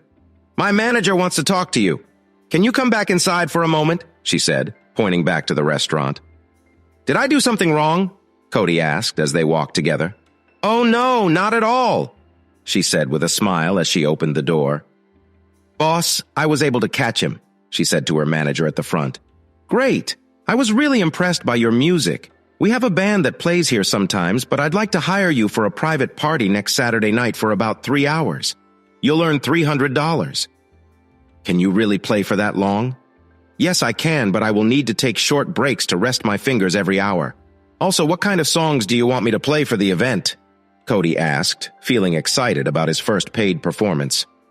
Can you mix some happy songs, some slower ones, and a few pieces like the ones you played here tonight? The manager replied. Sure, that sounds good to me, Cody said. Great, the manager said, giving Cody a friendly pat on the shoulder. Make sure to arrive by 7:50 next Saturday so we have enough time to set up for your performance, he instructed. Have a wonderful evening and be safe on your way home. I will, thank you again, Cody said, waving as he left the restaurant. As he walked a few blocks away, he suddenly heard someone call out, Cody, Cody! He paused and looked around. "Cody!" He saw a hand waving in the crowd. "Megan!" Cody called out, smiling as she came closer. "What a nice surprise to see you in the city and looking so sharp," Megan said, her eyes shining with excitement. "You look great too," she added with a friendly grin. "So what brings you here in that outfit?" "I had a special performance," Cody replied, rubbing the back of his neck and feeling a bit shy under her gaze. "I understand," Megan said, moving in a bit nearer. "So you haven't eaten yet?" "No, I was just about to look for a place to eat." "Perfect. I know a fantastic ramen shop just around the corner," Megan said, linking her arm with his. "Would you like to come with me?" Yeah, Cody replied, a bit surprised. "Great choice," Megan said with a smile. "Come on, let this nice lady show you a new place to eat," she said happily. "Try the beef ramen. It's really good," Megan said as they sat at the counter. She put her hand on his leg. "Okay," Cody replied, feeling a little nervous. "I promise, Cody," Megan said. "After tonight we'll know each other better, and it'll be a night to remember." Cody nodded, and they enjoyed their meal in a calm and friendly setting. "So where do you live?" Megan asked, her eyes widening when Cody shared his address. She didn't realize his family was so well off. It made her like him even more because he never acted stuck up. She was excited to see his house. "Oh, wow," Megan said, amazed as they drove into the large driveway of Cody's home. "Yeah, everyone is surprised when they first see it," Cody replied, thinking about how his mom would feel. "You are going to show me inside, right?" Megan asked, leaning forward in her seat. Cody paused for a moment. "Cody?" Mariah called as she hurried down the stairs. "I didn't expect ye—" She stopped when she saw Megan. "Cody, who is this?" she asked, trying to sound calm. "Hi, I'm Megan. I'm a friend of your son," Megan said kindly, looking at him. "I see," Mariah replied, studying the scene carefully. "Cody, can we talk for a minute?" Mariah asked, pointing to the kitchen. "I'll wait here," Megan said softly. "Just don't take too long." "Are you going to spend time with that woman?" Mariah whispered as Cody walked into the kitchen. "Yeah, why?" Cody replied, trying to sound calm. "Okay," Mariah sighed. "Then you need to remember the rules we talked about. I want you to be safe. Please promise me you'll look after yourself." "Okay," Cody said, feeling a little puzzled by his mother's feelings. "Just remember, you mean so much to me," Mariah said, reaching out gently. "You are talented and strong. I just want you to be happy." "It was not a good choice for me to do that. If this is what you need, then go and make that woman happy. Don't worry about your dad, brother, and sister. I'll make sure you won't be bothered," Mariah said, gently touching his face. "Now go."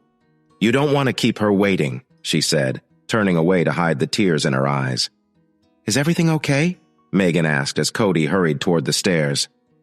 "I honestly don't know," Cody replied, glancing back at the kitchen. "Come on, show me your room," Megan said with a smile, taking his hand. "Wow, I thought it would be messy in here," she exclaimed as she stepped inside and saw how neat it was. "You're a bit of a tidy person, aren't you?" Megan noticed how organized everything was. "A little, but having someone to help keeps things clean," Cody said, trying to hide his shyness. "Wow, this place is big," Megan said, looking around with admiration. "Do you see anything you like?" she asked playfully. "Not really," Cody replied, though it was clear he was a bit distracted. Megan didn't need to know about Cody's family problems or what happened earlier. "Cody, have you ever been in a relationship before?" Megan asked lightly as she walked closer to him. No, Cody replied, steering clear of his past. "Do you want to spend some time together?" Megan asked, placing her hand softly on his shoulder. Before Cody could answer, his father, Daniel, came into the room looking surprised. "Sorry, have you seen your sister?" Daniel asked, trying to stay calm. "No," Cody said, trying to block his father's view. "If you see her, please tell her I need to talk to her," Daniel said, and then rushed out the door. He quickly headed downstairs to find Mariah. Cody sighed, feeling frustrated by the interruption. "Oh my, it seems we've made things interesting for your parents," Megan said with a little laugh. "Let's see if we can give them something else to think about," she said, taking Cody's hand and guiding him towards his bed.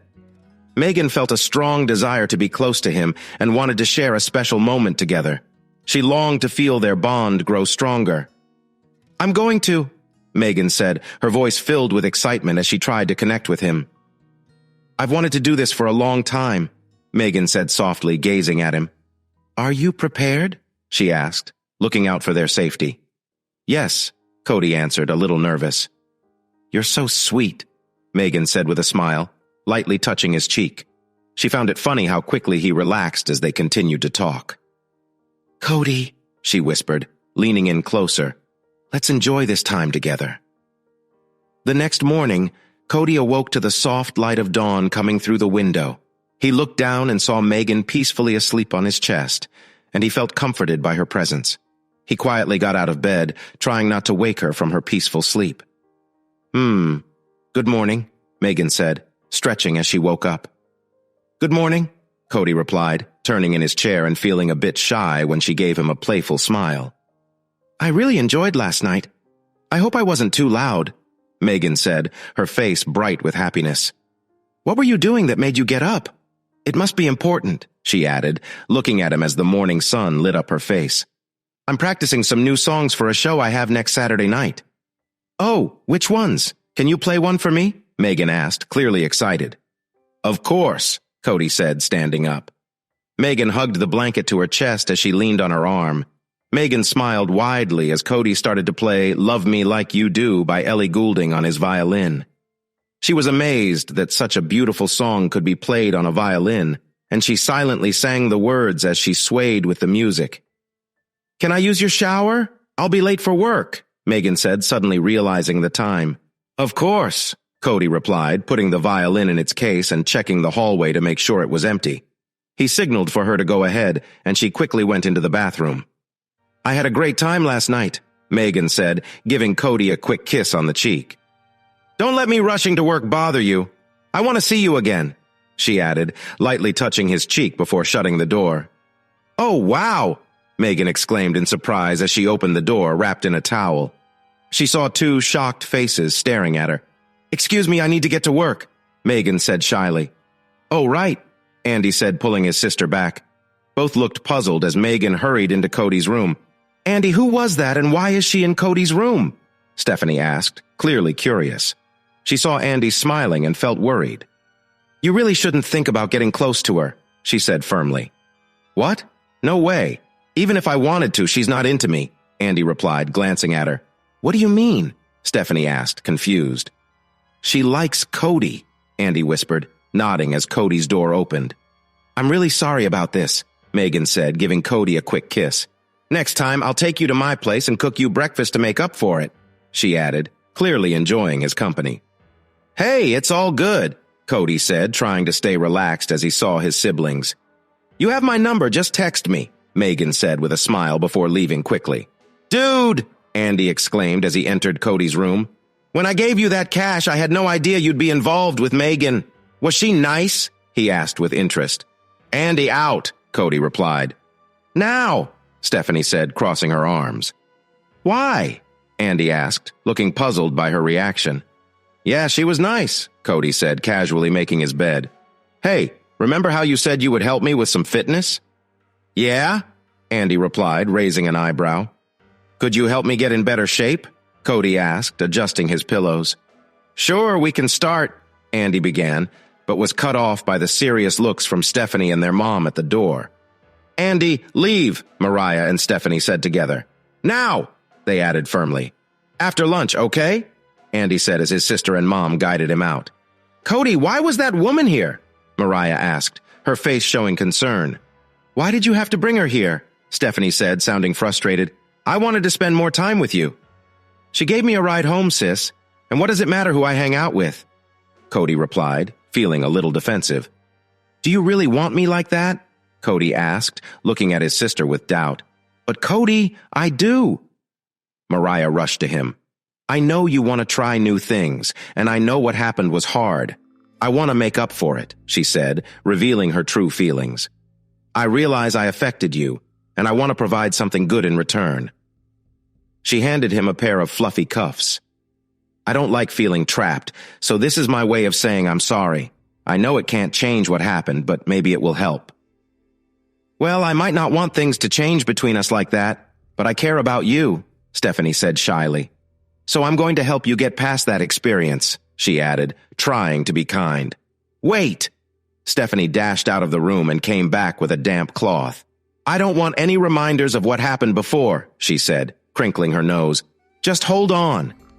You both think I'm going to get involved in this. That's not going to happen, Cody said firmly, standing his ground. Cody, please, Mariah begged, looking up at him. Let me fix this, she said, trying to make things better. Look, Stephanie said, putting her arm on Cody's shoulder and pointing at their mother. Mom is usually hard to deal with, but she's trying to make it better. Hey, I'm right here, Mariah said, feeling a bit hurt. I know she has hurt you, Stephanie said softly, and while that will always be there, I want to help you. We can work to make things better, and using the handcuffs can be a way to compromise, she encouraged. Take it out, Cody said firmly, wanting to get to the point. Sure, Mariah replied with determination, eager to help. Mom, do you want to talk about this? Stephanie asked, noticing her mother's reaction. Wow, Mariah said, focusing on what was happening and trying to grasp all the feelings involved. I've been looking for a way to fix this, she said, wanting to mend things with Cody. All right, let's think about what we really need to discuss, Cody said, trying to keep everything simple and clear. You need to learn to share, Cody said gently, his hand on Stephanie's shoulder. He aimed to stay calm and understanding. Yes, Cody, Mariah said, trying to wrap her mind around the situation and eager to understand what was going on. She wanted to resolve the issue and find a way to move forward. Her eyes showed a deep need as she looked at Cody. Mariah spoke quickly. Cody, I want to fix things. I know I made a mistake before, and I want to say I'm sorry. She reached out to offer a sign of peace, hoping to show her wish to make up for what she had done. Cody, please sit down, he said, trying to stay calm. He was thinking about all the feelings and responsibilities of the moment. Cody, Stephanie said softly as she walked closer. You'll help me too, right? Then I guess you need to join Mom, right? Cody asked, raising an eyebrow. Maybe use those, Stephanie suggested to help manage the situation. Cody, it's ready, Mariah said, looking up at her son. She was trying to show how willing she was to make things right. All I ask is that you be kind. It's been a long time since I felt close to you, she said, standing up and looking for a connection. You may, Cody replied, nodding a little. Mariah felt a wave of relief as her son showed her some kindness. She appreciated this moment they were sharing. Let's focus on what we need to talk about, Cody said, trying to stay calm. Yes, Cody, Mariah replied, working to understand the situation and express her wish to make things better. Her eyes showed a deep desire as she looked at Cody. Mariah spoke earnestly. Cody, I need to fix our relationship. I know I've made mistakes, and I really want to change that. She reached out, hoping to show her wish to mend their bond. Get ready, Cody said, trying to keep himself steady.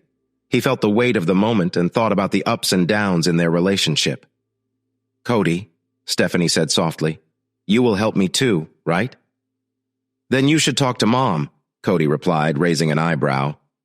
Just be kind about it, Stephanie suggested quietly. Cody, it's ready, Mariah said, looking at her son. She wanted to show that she was ready to fix things and hoped he could see she meant it. All I ask is that you be understanding. It's been a long time since we had this close of a bond, she said, standing up and reaching out for a fresh start. You can, Cody agreed. Mariah felt a wave of relief as her son showed her kindness and understanding. She felt glad about the time they spent connecting again. Let's work on fixing this, Cody said, trying to stay calm. Yes, Cody, Mariah replied, wanting to make things better. I really want to talk about this. And I really want you to, Cody said sincerely. I've been looking forward to this since I started your class, he added, watching her closely. Is that so? Rosalind replied with interest. If we had a chance before, would you have taken it? Of course, Cody nodded. Then let's talk in my office, Rosalind said, guiding Cody to her desk. She cleared away some items to make room, clearly focused on their conversation. Let me explain everything first, Rosalind said, showing that she really wanted to sort out their issues. We have some important topics to discuss. Cody settled down, ready for a serious talk. He was set on dealing with the situation professionally and respectfully. "Just let me know what you need from me," Rosalind said, keeping her voice steady as they talked. "Of course," Cody replied, focusing on their discussion. After they finished talking, Cody got ready to leave. "Thank you for taking the time to discuss this," he said kindly. "You're welcome, Cody. I really hope we can sort everything out," Rosalind said sincerely. "Good afternoon, Mr. Warlick," the security guard said as Cody signed in. "Does your mother know you are here?" "She should know since she was the one who called for me," Cody replied. "Got it," the guard said, taking the clipboard back. "I hope this won't take too long," Cody mentioned as he walked toward the elevators. He pressed the button for the top floor and waited for the doors to open. Cody walked through the beautifully decorated halls to his mother's office. "My, you've grown a lot," said his mother's secretary kindly as Cody came closer. "Yes, it's been a while since I was last here," Cody replied with a smile. "Is she alone?" he asked, pointing at the office door. "Just a moment," the secretary said, checking with Mariah. "You can go in now," she told Cody. "Thank you," Cody said, stepping into the office where Mariah was waiting. "Patty, please don't let anyone interrupt us for the next hour. My son and I need to talk," Mariah said into the phone as Cody closed the door. "Cody, let's sit over there," she suggested, pointing to the cozy area with her leather couch and 2 chairs. She took off her jacket and placed it on her chair. "Okay," Cody sighed, wishing she would just tell him why he was there. He sat on the edge of the couch, watching his mother as she walked over to him. "I've missed you," Mariah said, sitting next to him. "Cody," she said happily, resting her head on his shoulder and placing her hand on his leg. Cody looked sideways, noticing that his mother seemed different when it was just the two of them. "Since you're almost finished with school and graduation is coming soon, that piece of paper isn't what matters to me," Mariah said, lightly touching his ear. "Okay, but what does that mean for me?" "I'm getting to it. Let me finish," Mariah said with a playful smile. "I've been thinking that since you're nearly done with school, you could work with me this summer. I want to show you how to run my company." "Why?" he asked. "Because I want the best for you, and this company can help you. I want to make sure you're taken care of," Mariah said. "So when college starts, why not come work with me? I promise you'll think it's worth it." "By that look on your face, I don't think I'll get much done," Cody said with a playful grin. "Oh, are you really concerned about me?" Mariah laughed. "What? This is why you invited me here, right? Fair enough," Mariah answered. The end. Hey listeners, if you enjoyed watching this video and want to stay updated with our latest content, don't forget to hit that subscribe button and turn on notifications. You won't want to miss out on what's coming next. Thanks for watching and see you in the next video with Queen Cheating Tales.